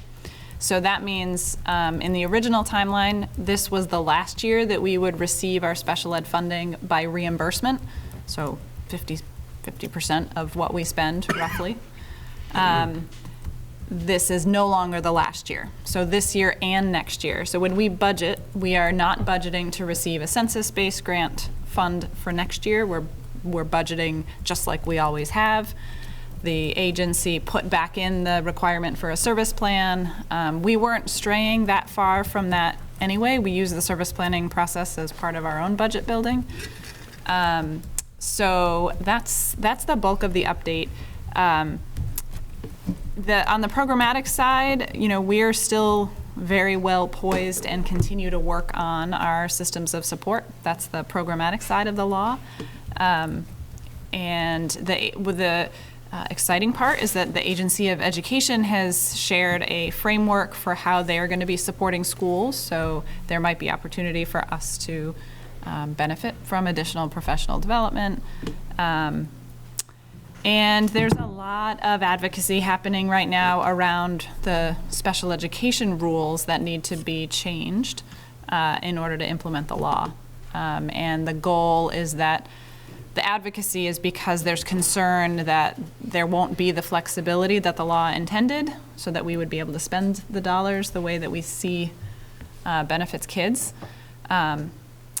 So other than the fact that there's a lot of advocacy, I don't have a lot of updates for you on that piece. It's a moving target. Can I ask a specific question Yes. for my own edification? What are time studies, and why are you disappointed? Yeah. So time studies are how we have to document that the dollars that we spend in special education are being used to support only special education students. And they're very cumbersome. So there's a logistical reason why we're disappointed, because our special educators and our support staff spend a lot of time doing that, and that takes away from time with kids. So that's one reason we're disappointed. The other reason that is perhaps bigger, well, for me, the special educators will say doing time studies is the most frustrating part. But the fact that they have to document every minute of their time is related to this idea that they're not supposed to work with kids not identified, even though they have exactly the skills and qualifications that we would want in some circumstances to work with kids who are struggling but might not be eligible for special ed. So the intent of the law is to take away that rigid funding structure, and when you take that away, you also don't have to tie kids' services to a person and their time. Right, if it's still tied, they're still focusing on that one kid, but there could be 2 or 3 other kids, or even one other kid who needs exactly that same thing. Right. So it's an efficiency that we were all really excited about when the legislature passed this law. And when they started with the rules that were eliminating that flexibility, it's like the purpose of the law kind of goes away. Yep. So that's a huge disappointment. So we will do time studies this year.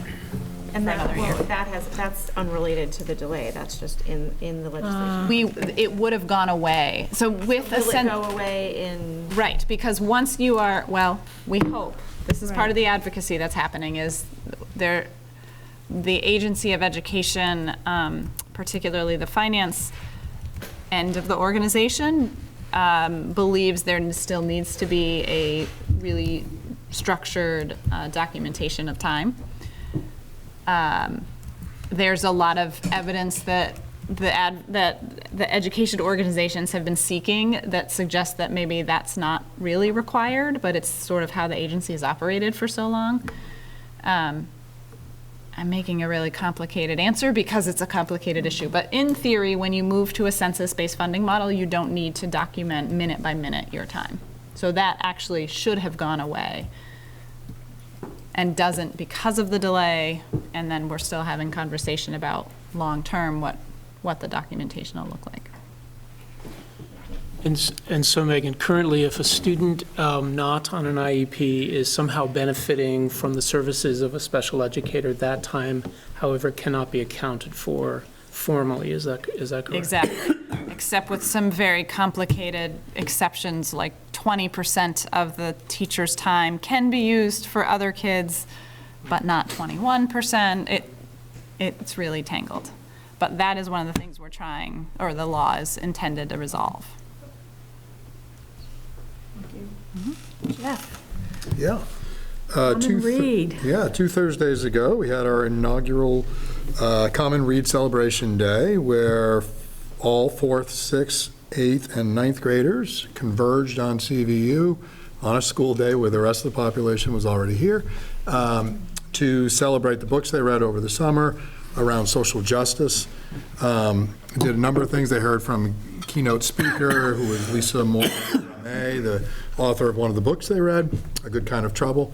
And then 4th and 6th graders experienced diversity workshops led by the Clemens Family Farm. Some amazing artists, poets, and storytellers and musicians came in to lead these with the kids. And 8th and 9th graders did workshops with Peter Langella, Christine Dealey, and the Racial Alliance Committee here at CVU. And when you weren't doing that, you were doing an art project. We had 8th graders partnered with 4th graders, and 9th graders partnered with 6th graders, creating art projects that all came together to make 5 unique art installations that'll go to each school. And I have a lot of people to thank. First, Peter Langella, and he left, but he was the inspiration for this. He was the one who kept saying, let's try this. The committee, who was made up of lit coordinators and librarians from each school, CVU, for embracing us that day and allowing us to converge here, and all the chaperones, all the teachers who joined their students, and all the admin who joined their students. And if you want to read more about it, Bonnie wrote a great blog about the experience. So we were really pleased with the experience overall, and we think that this is made possible by the Innovation Fund, so thank you for that.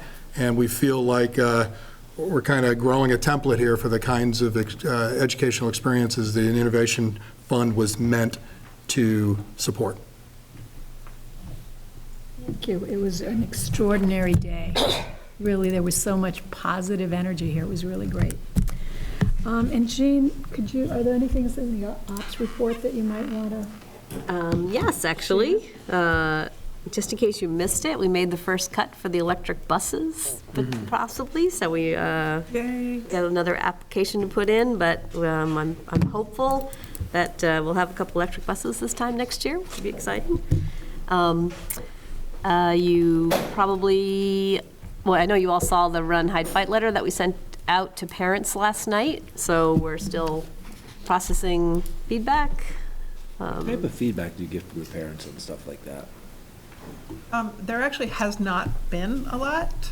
You know, I checked every town's front porch forum tonight to see what people were talking about, and it wasn't that, so that's a good thing. Good. Yeah. I know there were a couple of little smidgen conversations on Facebook, but, you know, pretty balanced. Good.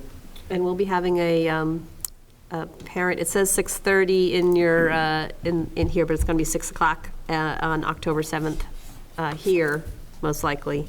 I mean, here in this room, but parent information night on that. More information on that.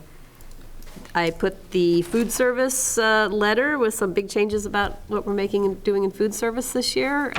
Feedback on that from parents has been really good, as far as some of the changes we're making. Are we done with the group that we were working with, or do they still come back and work with us? They're supposed to come back in the fall to help us with some parent outreach. We're kind of debating if that's the best thing, given everything else that's going on in the district right now, but yes. And a bunch of list of the projects that we finished over the summer, just because you might hear about it. If you remember, we did our own lead testing in the spring.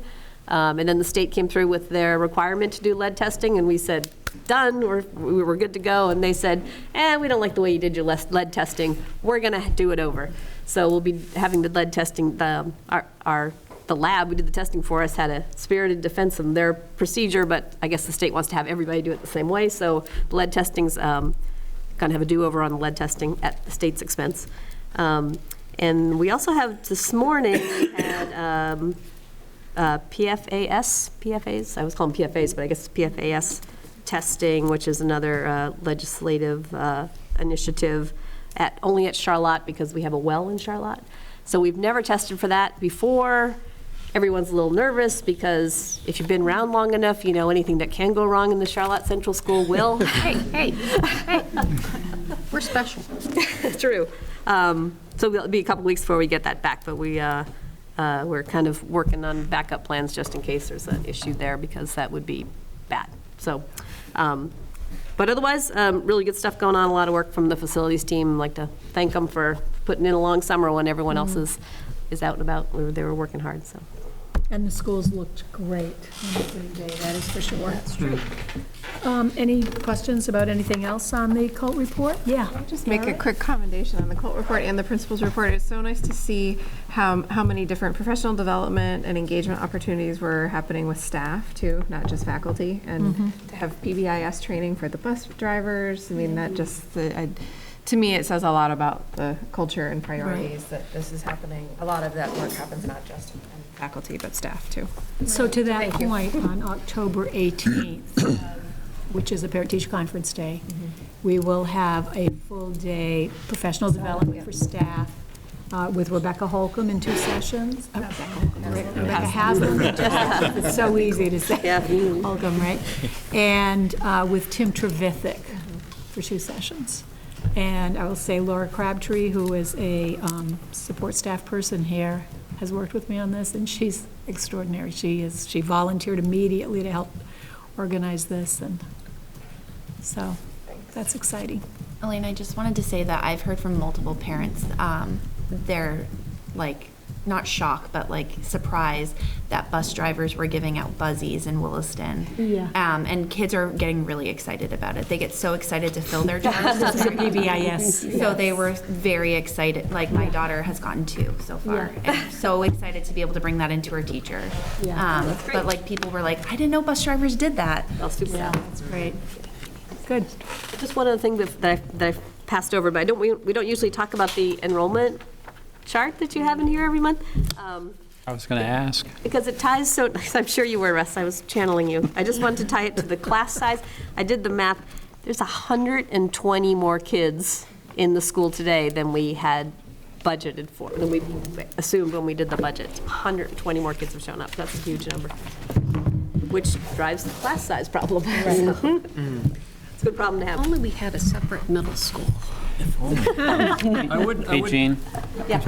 I was going to ask if we could include a chart that gives more historical data so we can kind of see the longer-term trend. Yeah. You know, we've got one that's September 18, June 19, and September 19, but, you know, one that goes back 4, 5, 6 years or something. I know the data's kicking around, so Yeah, if it we can wasn't do too much that. trouble. Thank you. I was just going to say that it's great that the state has given us money to test for lead and test for PFAs, and it's sad that we need to fill out this large document and send it to every parent about school safety when no one's doing anything about gun violence. So that's my 2 cents. Okay. Does anyone have any question about the principal's report? Student council report. I think the first thing that came to mind for Elise and I when we were thinking of things to talk about, because the school year just kicked off, we don't have a ton, was Link Crew, which is on its 3rd year.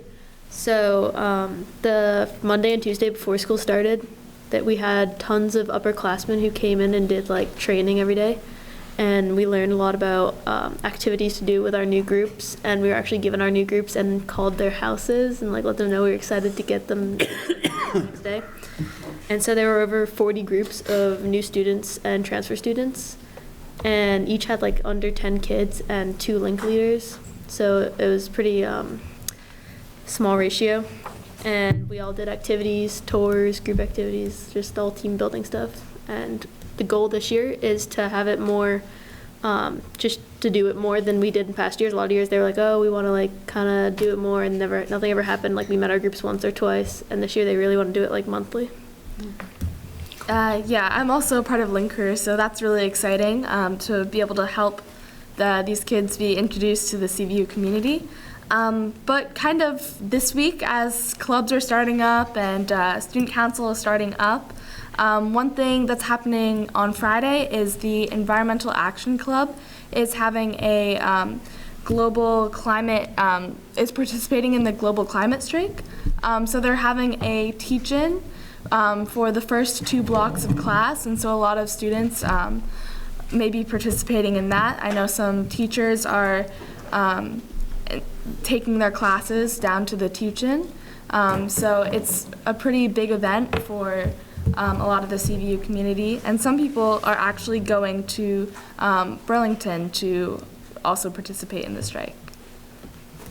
Can you explain teach-in for us? Yeah, so basically the Enact Club has a lot of student leaders who are going to teach different sessions about environmental action, just in different ways of what we can do at CVU, what you can do personally, and just as a larger community.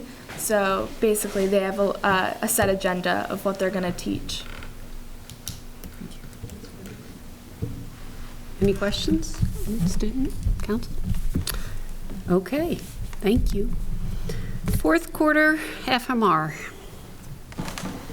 from FY19.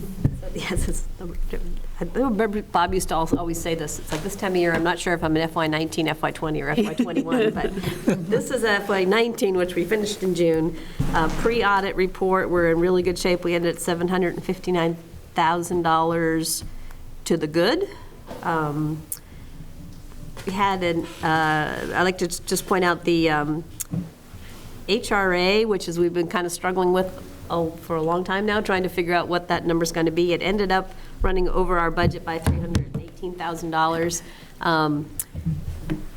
Mark and I are puzzling this one through to figure out how to budget for next year, because if you remember, the HRA started in January of 18, which was the second half of FY18, and it was a debacle.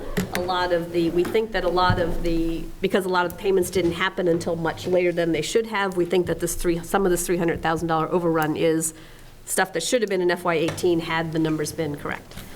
So we tried to, we took the whole 18 months and just divided it, and it's if you remember, we don't budget 100% usage on the HRA, we budgeted 60%, which was sort of an industry average. And that number came out close, so the numbers on the actuals, if you take the whole 18 months, is closer to like 65%, which could mean I have a $150,000 budget problem this year. But we're not sure. It's our first year through. If you think of the 18 months, if you think of an HRA, people who do use all their HRA, some of them, it's front-end loaded, right? You use your HRA and then you run out of money. You're not using it later. We have 2 first half of the years in that 18 months. If I'd used 2 second half of the years, it might have been lower than 60%. So luckily, as we go through the budget development now, we're going to be getting closer to, we can kind of look at the next couple of months and see if the numbers change. But it could mean that so our FY19 numbers are saying that we might have a problem in FY20, which we're in now, and it will affect how we budget for FY21. It's all HRA. Luckily in FY19, we underran the premium parts of healthcare, which we're scratching our heads. We can't figure out why, because you would think that we know exactly what our HRA premiums could be, but luckily we underran about the same amount, so which is one reason why we end up to the good for FY19. But we bottoms up, we plan our healthcare bottoms up. We take what people have chosen times the rate, so we do it bottoms up. We don't just remember, very little of our budget do we say, oh, what we spent last year, let's escalate it. Very little of it's that. Most of it's who's on staff, what do we pay them, what their benefits are. So it'll be a little interesting to go through the next couple of months, but that's probably the biggest head scratcher for us to figure out how to go forward. Food service was not good. Food service, we were anticipating it overrunning, and it overran even more. We had, interestingly enough, about half of the unexpected overrun was healthcare. We provide good, solid benefits to the people who take care of our kids, and it was significantly more than we had budgeted for. So that's something we're taking a closer look at. Part of the one of the biggest changes we're making in food service for this year is we've gone to a common menu, if you read that note. So all of our K-8s, they don't have 100% the same stuff, but they all have a common main dish. me and Bernie Sanders having a little throat problem today. And what that does, it allows me to do is, among lots of great things, I mean, now there's a lot more variety in some of the schools. There's a lot, the food service directors are sharing, oh, I have chicken left over from that, you can have it, you know, I can order this from our local producer, if I get more, it's cheaper. So a lot of that's happening, which is all good stuff. It also kind of allows me to put some, to do some better measurements, because with the common menu, I can say, there are industry standard things we can apply, like labor cost per meal or food costs per meal, and those are the kind of things that we can look across and make sure that we're really executing best practices across. I think it was a big step for the food service directors to give up that ability to put their own menus together. They worked really hard over the summer. We're talking the K-8 food service directors. They put together what looks like a really good menu. So we're getting good feedback, and I think it'll help us kind of turn the ship financially, because nobody likes these numbers, and my food service directors don't like these numbers either. I like that my daughter can get lunch for $3.50, though. What? I like that my daughter can get lunch for $3.50. It's a good meal. Yeah, I mean, it's amazing how affordable it is, which is the way it should be. Right. I feel like there's a service we provide. Russ would call that scope creep. But I think it's important because there's a lot of studies that support that. So I think, yeah, you overrun, but you also subsidize. So I think that's what it is. Agree, and I appreciate in the communication that it included a note about, you know, please consider in having your kids eat school lunch that you're helping support this program, like that it's good for all. There was some nice messaging in there. Great. Good. Jean, what was the transportation ops? Was 161? A couple things. Homeless transportation was much higher than it's been in the past. Diesel costs, that was a surprise. Remember, we'd kind of look at diesel and we try to figure out what it's going to be 2 years later, and it was higher than we anticipated. It was also mixed up with how much was the new Charlotte buses. It's hard to actually figure that out, but it looked like diesel was higher than the budget.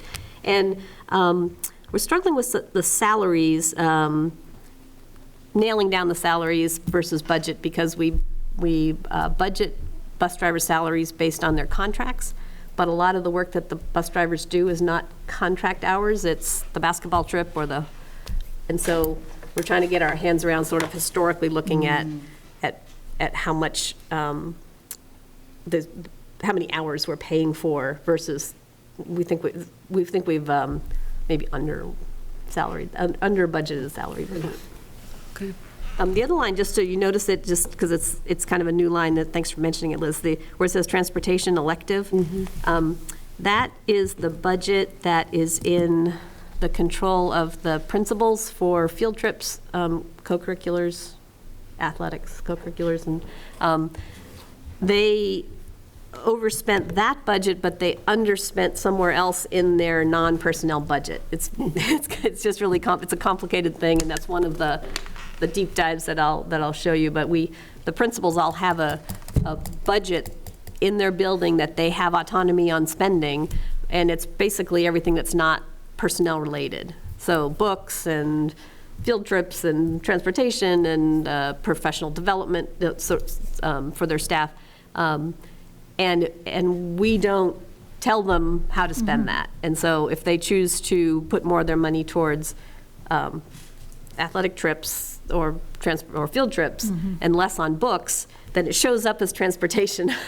And so I've separated it out because it's really, but we still hold them to the bottom line. So they have to zero out, and collectively they did. They didn't overspend their non-personnel budget collectively, but it does kind of show up as, when I saw the transportation overrun, it was like, oh, I can't have it in food service and transportation. So we did the deep dive on it, and some of it was choice. So that's why I separated out.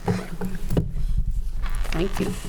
Any other questions on the fourth quarter FMR? Okay. We're moving on to 6.0, discussion matters. 6.1, VSBA conference. This is mainly a reminder. There are two VSBA conferences. One is a regional meeting, and that one is October well, October 23rd. It is a Wednesday night, and that's up at Winooski High School. And that is strictly just our region, Chittenden County, and you can go onto the VSBA. I see Erin brought her from the boardroom. You can go in and sign up, and they provide dinner. It's just kind of a nice night to kind of learn more about what the VSBA is doing, what their big issues are, what our big issues are. And then the conference, the VSBA, the VSA conference is at the, Lake Maury in November. It is the 7th and 8th of November, which is a Thursday and a Friday. And they also hold the VSBA annual meeting that day. And that is, it's a great conference to meet other board members from across the state, to go to different breakout sessions. I can't remember what the topic is on this year. I don't know if it was in the... Second to last page in that thing. From vision to practice. Governing and leading for student success. There you go. And it is, I would highly encourage, if you can go, I've actually done it when I had little kids. I would go down and back and down and back. I didn't spend the night. But it is a covered, as a board member, that is something that CVSD supports. So I would encourage you all to go. I'll be going. Colleen usually goes. Anybody else? Anybody else thinking of? I'd like to go. I'll follow up with you this week, if I can. And I'd also strongly encourage the regional meeting. It's typically an excellent presentation on a topic. Last year it was a focus on insurance, I believe, but there's usually a real deep dive into something that's relevant to our work. And it's close. Sandy will register you, so if you do want to go, just let her know. Let Sandy know. For the annual, for Lake Maury. Lake Maury. The regional one, you can sign up for yourself. And next month will actually be, there's always the resolutions that the VSB puts out that we vote on at the November meeting, and so we'll have a discussion about that next month. So that was all I had to say about the VSBA conference. I'm thinking this community forum at K-8 schools was just to get Dave's hopes up that we were going to have a community forum at K-8 schools. I know, I was all CVU. But actually, this, the community forum, if I understand correctly, I think if we've got this all set, it is going to be October 7th. It's going to actually start at 6 o'clock with the school safety presentation. Yep. And then the budget forum will actually be at 7 o'clock. Which actually might work to bring more people in if they're coming in to hear the safety, and we can entice them to stay for the budget forum afterwards. Would you like to go double or nothing on that? We're providing food. So it will start at 6 o'clock. Is there anything else we wanted to say about the... The budget forum is at 6, or the Safety's at 6. Safety's at 6. We're at... Budget's at 7. And it's happening in each... No, that's a mistake in the agenda. Oh, it's going to be it's here. Not at K, okay. Right, it's all going to be here. She just put that in there, just like. Okay, yeah. I don't know how we all missed that. Yeah. I missed it. I think it's a standard, I think it's a standing item. We'll take it off the work. All right. And then the food service is a separate community forum meeting, right? If we have one, we haven't. It's safety. No, there's no food service. All right. No food There'll service. be food here. Trying to keep all the community forums straight. So does it happen, where is it happening here? There's a safety presentation and then a budget? Here, right here. Yep. Everything in one Right here. room? Yes. Well, I think we're working for breakout rooms like we've done in the past. Oh, right. For the K-8s. Oh, okay. We'll do the overall presentation and then the breakouts. And about how long for the overall and then breakout? Any sense? Jean and I talk really fast. We do. An hour for the presentation? No. Oh, for both. 15 minutes for the presentation, and then... So let me just summarize this here. At 6 o'clock, there's going to be a safety presentation in one room. And And then then at 7 o'clock, there will be a budget presentation starting, called the Budget Forum. There'll be a presentation in one room for everyone, and then we'll break out into different rooms based on Charlotte, Heinsberg, Shelburne, et cetera. So last year, we had 1, maybe 0. We I think we can't believe worry about that. We set up the meetings, and if people choose not to attend, there's nothing we can do. So what will the publicity look like leading up to October 7th? There are announcements in this week's coming up newsletters, and as often as possible between now and October 7th. It's already posted on the front of the website. It's been posted on our Facebook page as an event. The survey is out on the website as well, and elsewhere. I need to check on that. Principals Monday newsletters So, repeatedly? yeah, not every school's different. Shelburne does their newsletters on Mondays. Williston's is on Wednesdays. So yes, they all have it, and it'll start this week. Does anybody know if in your respective town, if there is a Facebook group for families? Like, there is a Parents of Williston, Vermont Facebook group, and I was just thinking like I could share that in there. But I was just wondering if like Heinsberg and Shelburne and Charlotte have anything similar. We have a residence of Charlotte, but you want it to go out to residents, right? Right, exactly. But I'm just saying, like, I know that that's like a Facebook group that people check. And that I could- will be putting it on Front Porch Forum in all the towns as well. Okay. But potentially, we could be in this scenario where if parents who are concerned about the run, hide, fight training are here at 6 and then staying for the budget, like, there might be. I want them to. I Right, actually okay. think it'll be a good, I think, I mean, the other option would be to hold them on 2 separate nights on that week, and I don't think you're going to get people to come out. Yeah, we had actually, that was the original plan until Lynn said, so we had a typo and Lynn said, wow, it's genius to have them on the same night. And it's like, oh, it is, except that was a typo. It's supposed to be the 7th and the 10th, but if the 7th works, I think it is a good idea. And it, we want the principals to be here, administration to be here. It's one night out for parents. It's, hopefully we'll have more. No, it's a Monday night. It's a Monday, Yeah. okay. I wonder if we could do something else for those parents who come for the safety and want to leave, but maybe a drop box where they could put a piece of paper into a box with something related to the budget so that it's not, so that they can just have an opportunity to say something if they want. Well, we've got the Well, survey. they do the survey. Even if it's exit, I don't know, if people are walking through a room, give them a chance to drop something. And will you be, it says it's for the K-8 schools, so will you be discussing the run, hide, fight at all? Or, I mean, is there a separate one? Those for are high really school? 2 very separate things. So any questions about run, hide, fight will happen in that 6 to 7 timeframe? Yes.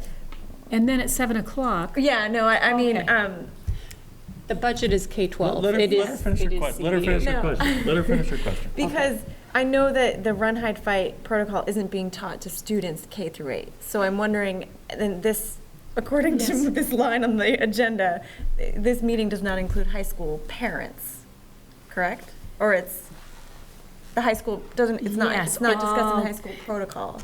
It will be K-12. Yes. That's wrong. Scratch out the K-8, pretend it's not there. Yeah. Okay. Yes. And the budget form is K-12. Yes, that I'm clear on. Okay. And I think there are parents who will have questions even though it won't be taught to their kids. Yes. Right. Okay. Anything else on the community forum, October 7th, Monday night? 6.3, policy committee. So my understanding is that we have all of our committees, we can't have more than 5 people on or else we've then got a quorum. There's a lot of interest in the policy committee, similar to finance committee, where we're at 5 and there might be people who want to come in and join. I think what this, correct me if I'm wrong, I'm not sure if this is about how to get other people involved in the policy committee, or are you talking about changing the process of how we deal with policies? So I asked for this to be an agenda item, and because our last meeting where we kind of had people raising their hands who's interested. There were a lot of board members who expressed interest in the policy committee. And then when we met in our HR committee and sort of talked through, well, what would that mean for policy, we realized we already had, Mark reminded us, we already had 5 members on the policy. We start adding more, then we get into issues with the quorum.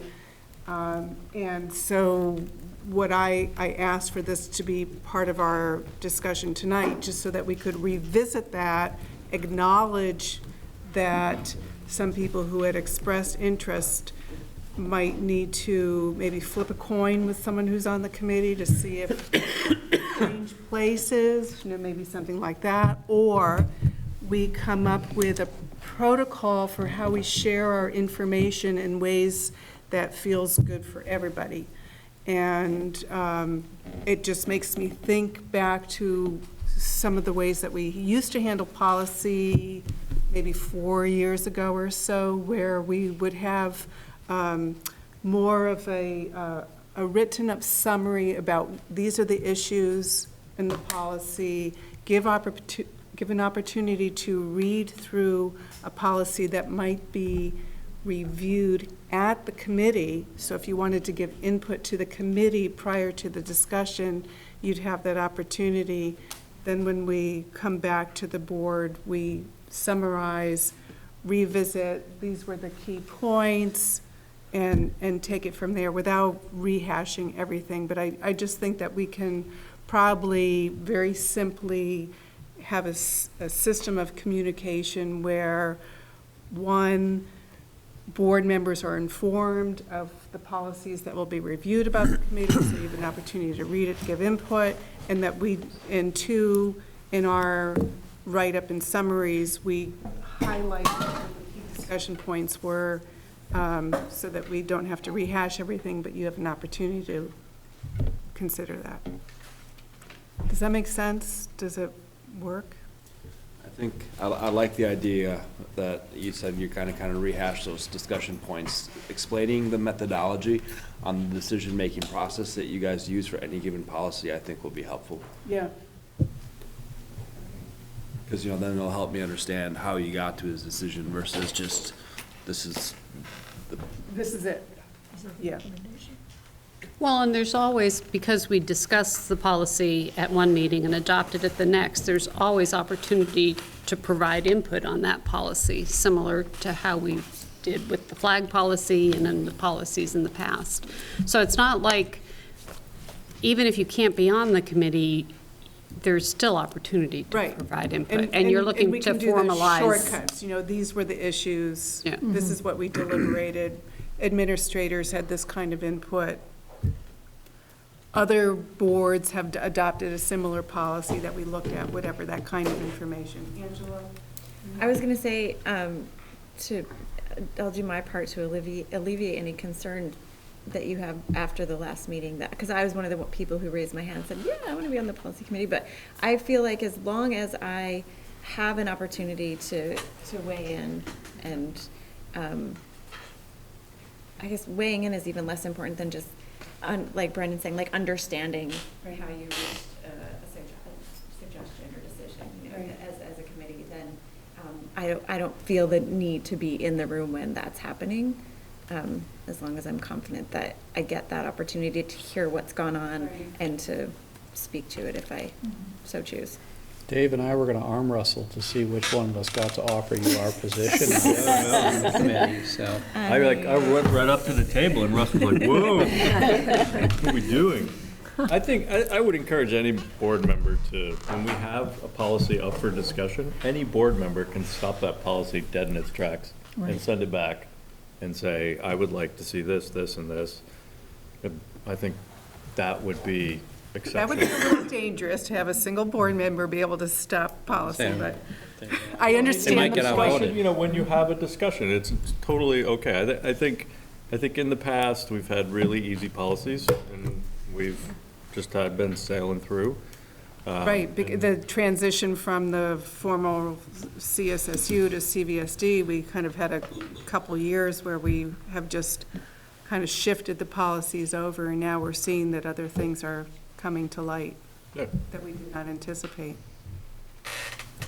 I think part of the discussion for the policy. If you notice from the financial committee notes that we did, and Barbara did a wonderful chart, and we talked about, based on some of the feedback that the finance committee got, about transparency and detailed transparency. And there's so many sections of finance and how we're going. So I think this That's a good first model that we round could was a use. really great model, and maybe the other committees, and I'm thinking specifically policy, could use a block format similar to that, so that we can see ongoing activity whereby if a policy is coming up and then people have input and questions, we could kind of draw that out, pop it forward, and put that on more of a discussion item agenda. I mean, that's a really good idea, Kelly, because then it's a similar format. Our eyes are trained to see the different columns in different ways, so I think we can do that. And I think to me, it's kind of rote in the sense that I hate to dictate like formed policy, like formed reports, but now that it's down for budget, you'll know where to look in that line. Like, oh, here we were last time, now we're here. Here we were there, now we're here. And then you have the action column, which I thought was really helpful, too. Dave, you were going to... Russ was talking. I was just going to say, one of the discussions, though, that we had is that other than Jeff, most of the members of the policy committee have been around forever, or seems like we've been around forever, and that getting some of the newer members involved, it's a great way to, learn what we do, and we're, we tout ourselves as a policy board. This is a good way, and I think it's good to get, some experience and kind of institutional memory that, because some of us are not going to be on this board forever. So, getting involved in the policy committee, I think is something critical that we need to, recruit, some newer members. And, joking aside, I think I would step aside, and Dave seems like he feels the same way. If there are people who want to get on it, and we'd encourage you to do so. Yeah. I think it would be helpful. In the past, we used to have the cycles, right? And we'd do whatever, how many cycles. I think it would be helpful to know, are we doing a cycle? Like, what is the work plan? And then what is the process if a board member wants to have a policy? Yeah, I think that's something that we can talk about at our first meeting, and Mark will help us with, is give us guidance on, the cycle and so forth of what's feasible throughout the year, or what's coming up from the state level, for example, that we need to pay attention to that I might not know about. But yeah, so I think, as Kelly suggested, with that format, that can be in our next report to the board, that kind of communication protocol. I think that's a good idea, Lynn. So I guess I want to just check in with the people who said they would be interested in doing it, and maybe the discussion of how do we cycle off. I think, I'm all for letting someone else take my spot right now, if someone would like to take it. If someone who feels strongly. The one thing we felt strongly about, all of us who did participate in the conversation, is that to allow for principals and for people that have to go to work, an early morning meeting, 7:30 in the morning at central office. So I know that doesn't work for everyone. So what we could do is leave it as is right now. Barbara, were you? No, I was just going to suggest that, for people to drop off, like who have, a lot of history and have a lot of information, it's important as someone comes on board, they are still on. And I don't know if that's possible. I know we have this issue of 5, but, it won't serve us any good if, like, let's say you dropped, I join, I'm new, and also maybe we have Jocelyn or anybody else. So, no, I'm just... But I think it's important to have the old people on for some time so that the new can see what it's about. The good news is Colleen is never leaving. Yeah, so I just love policy. As we talk about turnover with the board committees and different things like that, I think it's a healthy conversation, but one of the things that we want to make sure we don't do, go back to Barbara's a comment, is we can't have like 75 or 80% turnover of any committee, because you're going to lose a ton of institutional knowledge and where you were before, because we can't just bring in people into our committee meetings, because then we have a quorum. Yeah. Okay, so 20% is good. So if someone is dying to do policy, Dave is willing to leave. The people who expressed interest, if you're interested, I guess, talk to Dave. Or I would anyone else? advocate that we work through our board chair. Or me. You can talk to me. You know, let's use our board chair for those kinds of functions. I love getting emails. Just curious what you were going to do Thursday morning, so. What I'm going to do Thursday morning? Yeah. You're going to work on this? I'm going to do this. Yeah, I'm all over it. Because Lynn, I think one role that you can really help the rest of the board with, for all of us, is to ensure, you know, Barbara's point about ensuring that there's balance between those who have the institutional knowledge and those who are coming on and really ambitiously interested in learning, that there's always that balance, and that's something that you can really help us with. I'm happy to do that, to balance. Okay. Thank you. 6.4, budget target discussion. Is that Brendan or is that Jean? It's an administrative request that the Finance Committee has been through, so I'll go ahead and take the lead on it.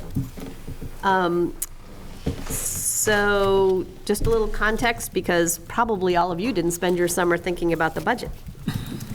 We'll get you back in, your warm-up exercise. So since consolidation, the board's budget process has been to give administration educational goals and financial goals and ask her to come back with a solution. And the financial goals have, for the last 2 years, have been set to match this 5-year strategic model that we've put together. And the strategic model has been, the expense part of it has been set on like a CPI or a NEAP sort of increase. That's been the model. And we've struggled with that last year, if you remember, those of you remember, we struggled with whether or not that was achievable.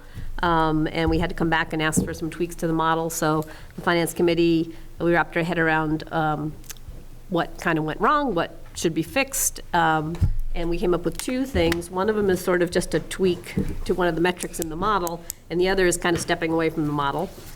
So if you had a chance to look at the sheet that's in your packet, the one that's sort of a tweak is that when we looked at the 5-year model, we said, well, if you see a little equation on this thing, the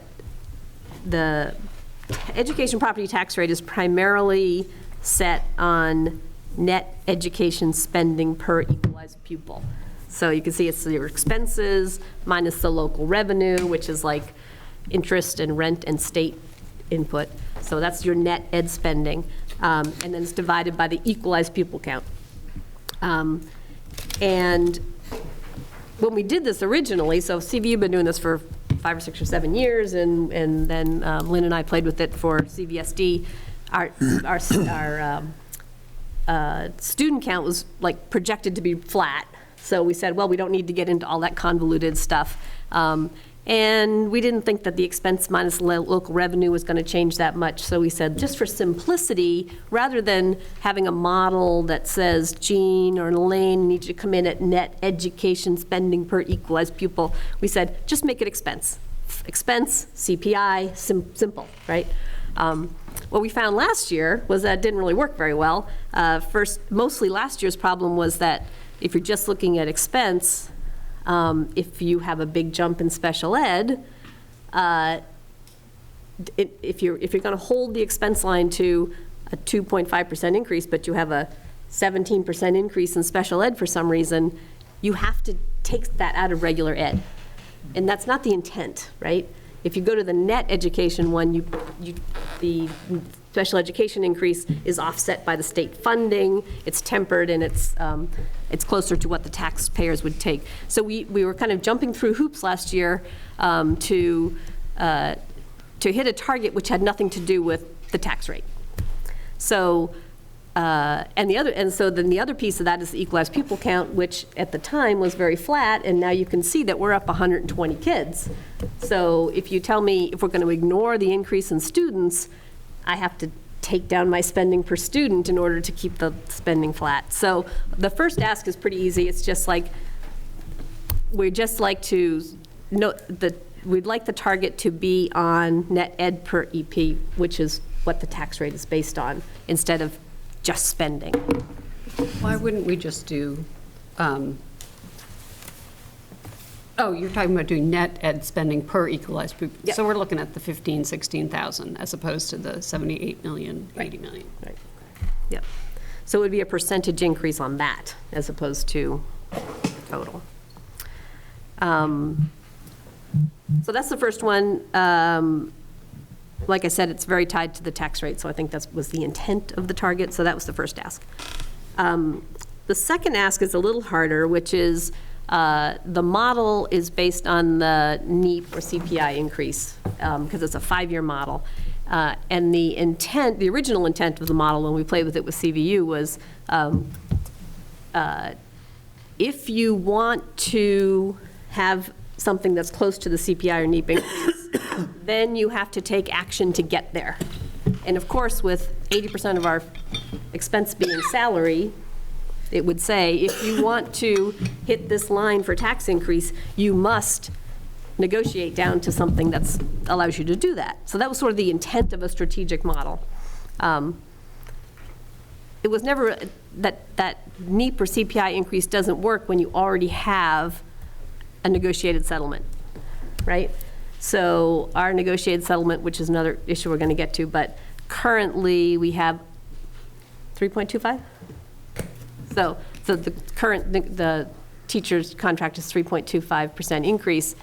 If you hold administration to a 2.5 increase, you're automatically saying, start taking things out of your budget. Start taking program out of your budget, because you know we can't do it because that's the agreement you just settled on, right? So while I think the CPI works great on a strategic model, it doesn't work when you're talking about next year's budget. And next year's budget, in our opinion, needs to be tied to the negotiated settlement. So our proposal, and this is, we can work on this, is a couple big things. One is we'd like the target to include salary at the negotiated increase. Then we're going to talk about the fact that we don't actually have a negotiated increase for next year, but that's another issue, whatever that number is. Healthcare, we just got some very big numbers from VHI. Healthcare is going to be up over 12% again. So again, if I can't incorporate that in my target, you're saying, take it out somewhere else. And then use everything else besides those two to do sort of a CPI NEEP kind of thing. That's the proposal, those two changes to the target.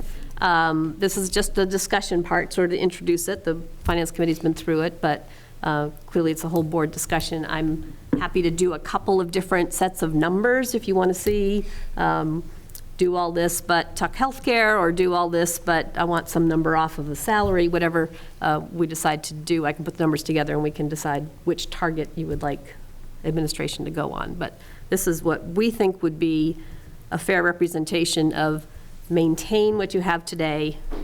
And if you have programs, Elaine, you want to add, find something else to take out, those kind of discussions. But this doesn't, this starts from the keep everything we have today base, which I think was the intent of targeting administration.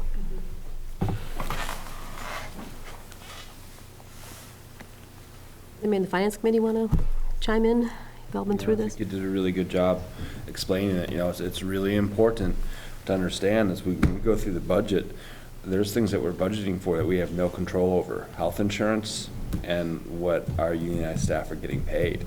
So, we can't, everything else we can stay within CPI or NEEP. But with those, it really depends on, what the negotiations team's doing and what the external environment is regarding healthcare. And, from a communication perspective, everybody's, who reads the newspaper is aware of the rate increases that the insurance has just got, so they know that those are gonna, we're paying that additional amount. And about 80% of our budget or something is personnel, is that right? So CPI already is kind of a misfit. Yeah, the NEAP is the one that takes into account the that's more tied into the educational Municipal spending than the CPI. I appreciate the thought and care that the Finance Committee put into this discussion, and I think you're coming back to us with some good thinking.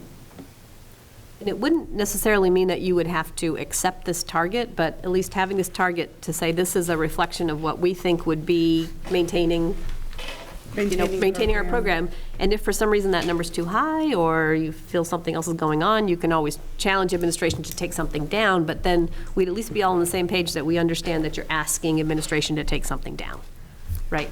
So, yeah.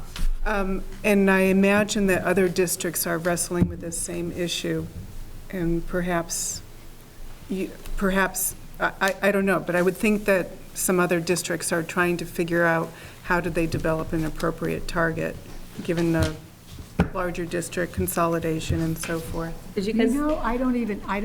I can't think of another district that has an algorithm for figuring out, like, how much weight will we give to these different things? Okay. I think that there are plenty of them that have conversations about, okay, this year we'll go to 3.25, or we'll go to whatever that number is, but it's around the number, and everything is kind of amalgamated within that number, and there's not a lot of thought. Do you know from your? No, I was going to ask when you guys did we didn't hear anything like that. When we did the good governance? I will tell you what happens in those other districts is it's not the board sees the budget once, maybe twice. It's a finance committee that's digging along and getting the information. Right. And Essex does give a target to John. But is it a target that's just a fixed target, like here it is, it's this percentage? I don't know of another board that has, okay, well, we're going to consider the CPI, we're going to consider, what our contract is, we're going to consider these other variables, and then from that determine what that increase is. I'm sure those numbers are floating around in people's heads, but really defining each one of those and saying, therefore, here's what we want you to work with this year. I don't know another district that's doing that.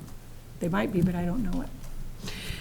To just talk about, to be clear, what we're asking for is we want to set a methodology that we're going to budget for year after year after year. Right. That's the part I don't think I...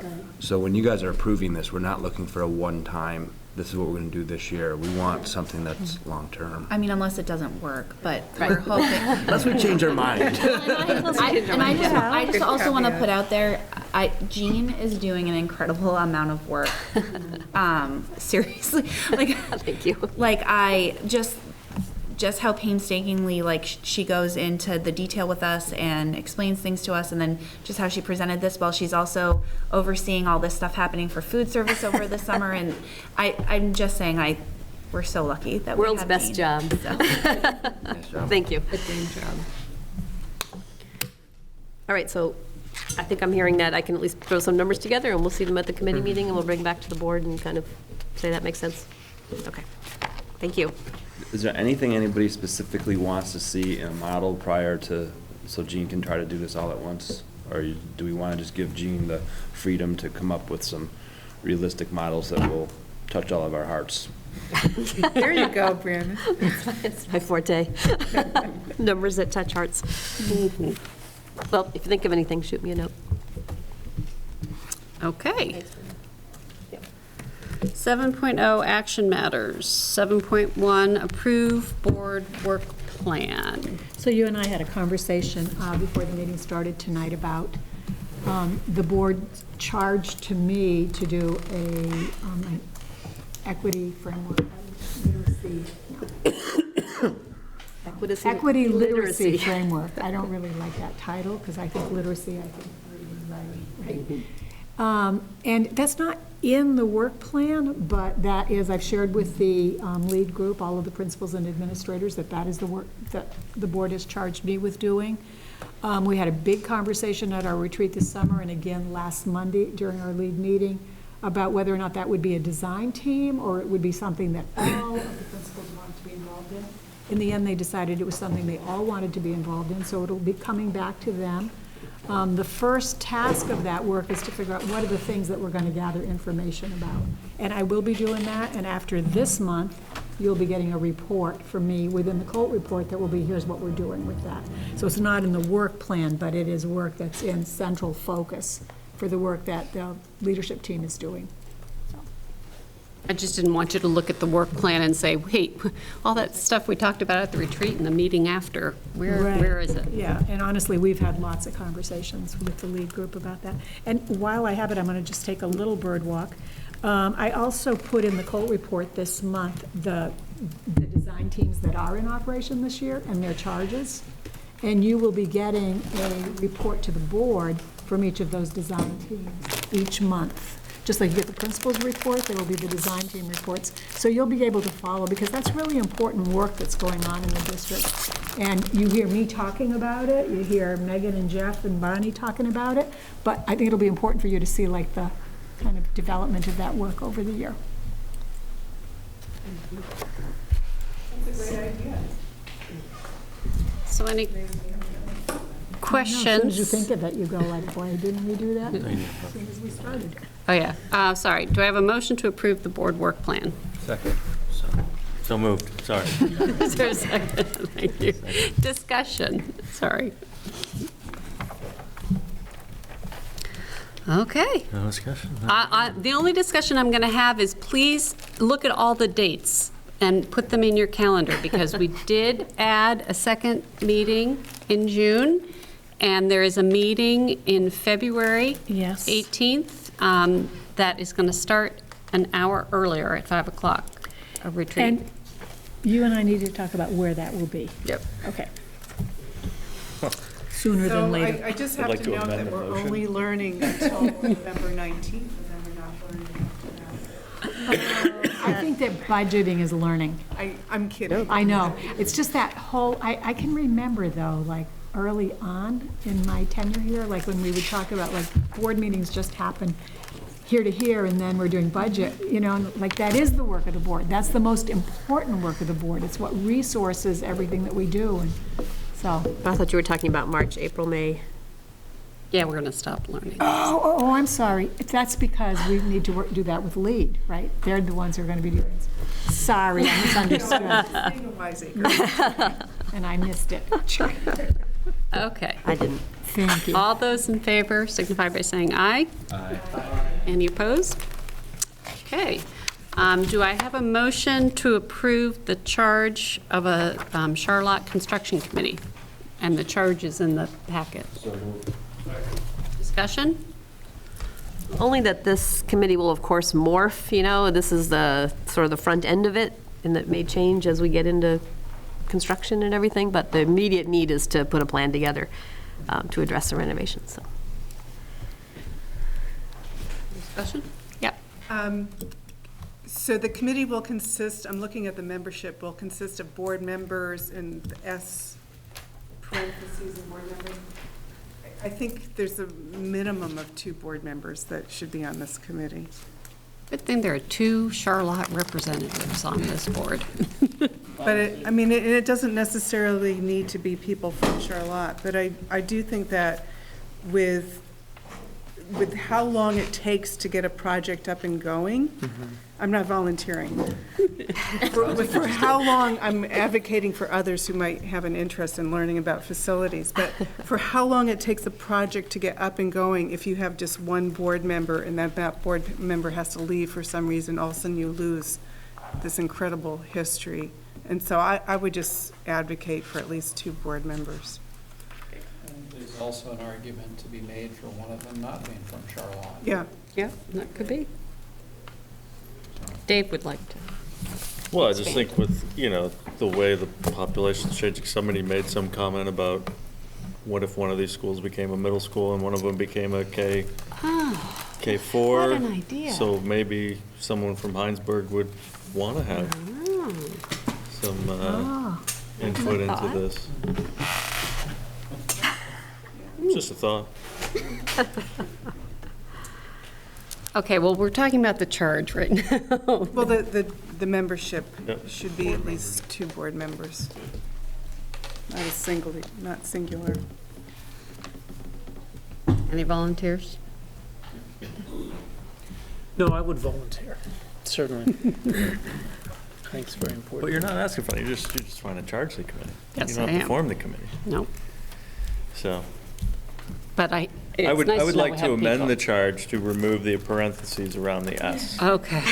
Can I make a friendly amendment? You Can I make a friendly yeah. amendment to remove the parentheses around the S Yes. and have plural board members on this? What board members are interested in facilities here? Who has served on a facilities committee? Look how Ray puts his hand up every time she's looking the other way. She looks at him, he puts it down. Yeah. So we've all had some experience with Yeah. facilities, right? Yep. It's a lot of fun. Yeah. Okay. Do I have, You can just accept the friendly. I said yes. Okay. I said I accept a friendly member. I'm trying to get a vote. Okay. All those in favor? Aye. Any opposed? Okay. 7.3, do I have a motion to award the bid for community skills car replacement? So moved. Is there a second? Discussion? So I just wanted to, this is the first time I've heard about this vehicle being required for this program, and I know we've had budget meetings where we tried to buy a pickup truck and we spent 20 minutes talking about it, so I just wanted to just try to, I actually wanted to learn what the vehicle is needed for this project, just to learn about the project, because the information on the website when I looked up this program didn't sort of lead that way, so just wanted to know. So Community Skills is a program at CVU that's been here for a very, very long time. We fund it through the IDEA grant. It serves special education students only. That's a grant restriction. And it is provides vocational experience, job training, IEP services, primarily for kids. It serves kids 9 through age 22, but it particularly takes kids the vehicle portion of it. They do a lot. They run classes, they do preference assessments, they help kids figure out what they want to do. They are a very specialized version of the transition coordination that the Direction Center has for all kids. But the vans, or cars, Cars is well, the car. minivans, but yeah, take kids to job sites, basically. And it's primarily used for 18, 19, 20, and 21-year-olds who are sort of what we call post-grads. They're not really post-grads, sorry. They're still enrolled in school, but they're receiving services. Takes them to work. That's great. Yeah. So who's driving it? Staff, community skills staff. Yep. It's one of the few positions in the district that by design is meant to drive kids around.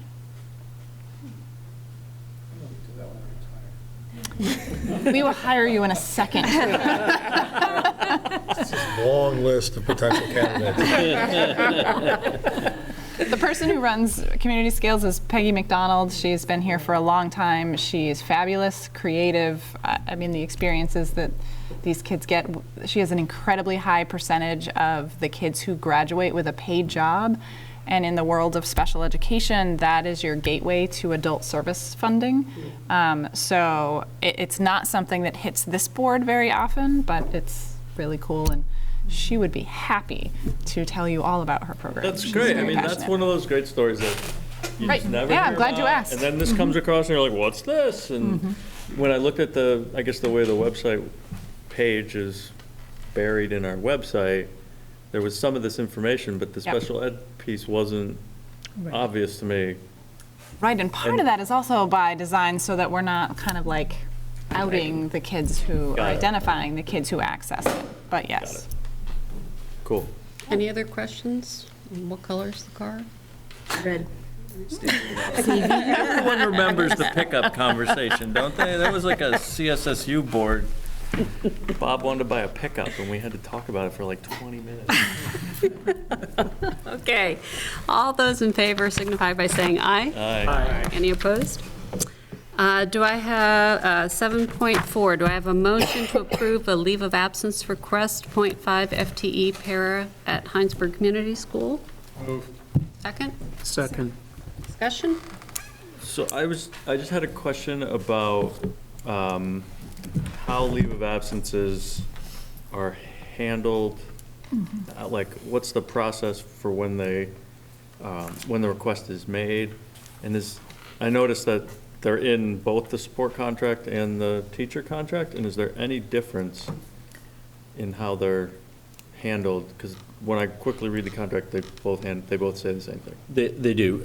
I would say they're much less frequent in the support staff world, partly because of the pool of people you're dealing with. It's a more temporary job. It's not as professional.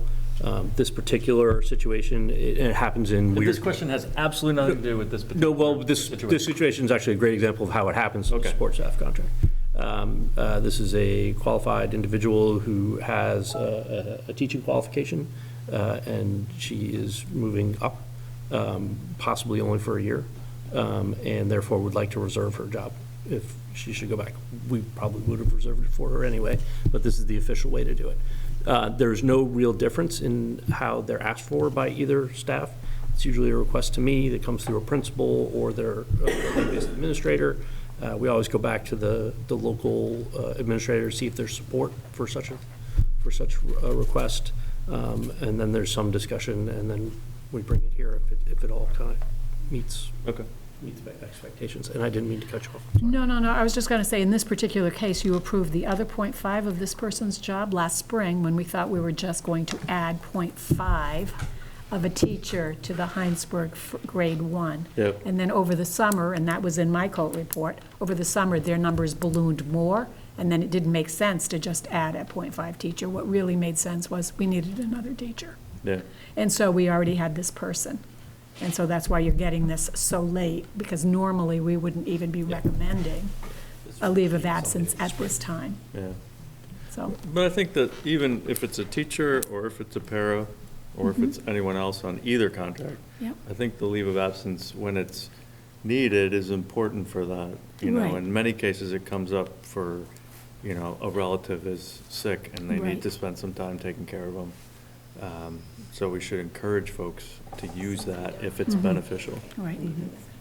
Because we don't get paid family leave, right, you're right. Right. Another thing, we've done a great job with lead, but what about the easy things? Come on. Right on. Yeah, so that was, I appreciate the explanation.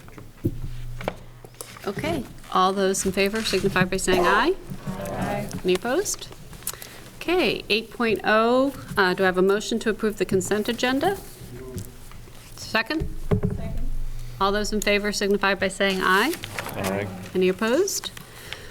Okay, don't leave yet. We do have an executive session, but I just want to go over next meeting dates.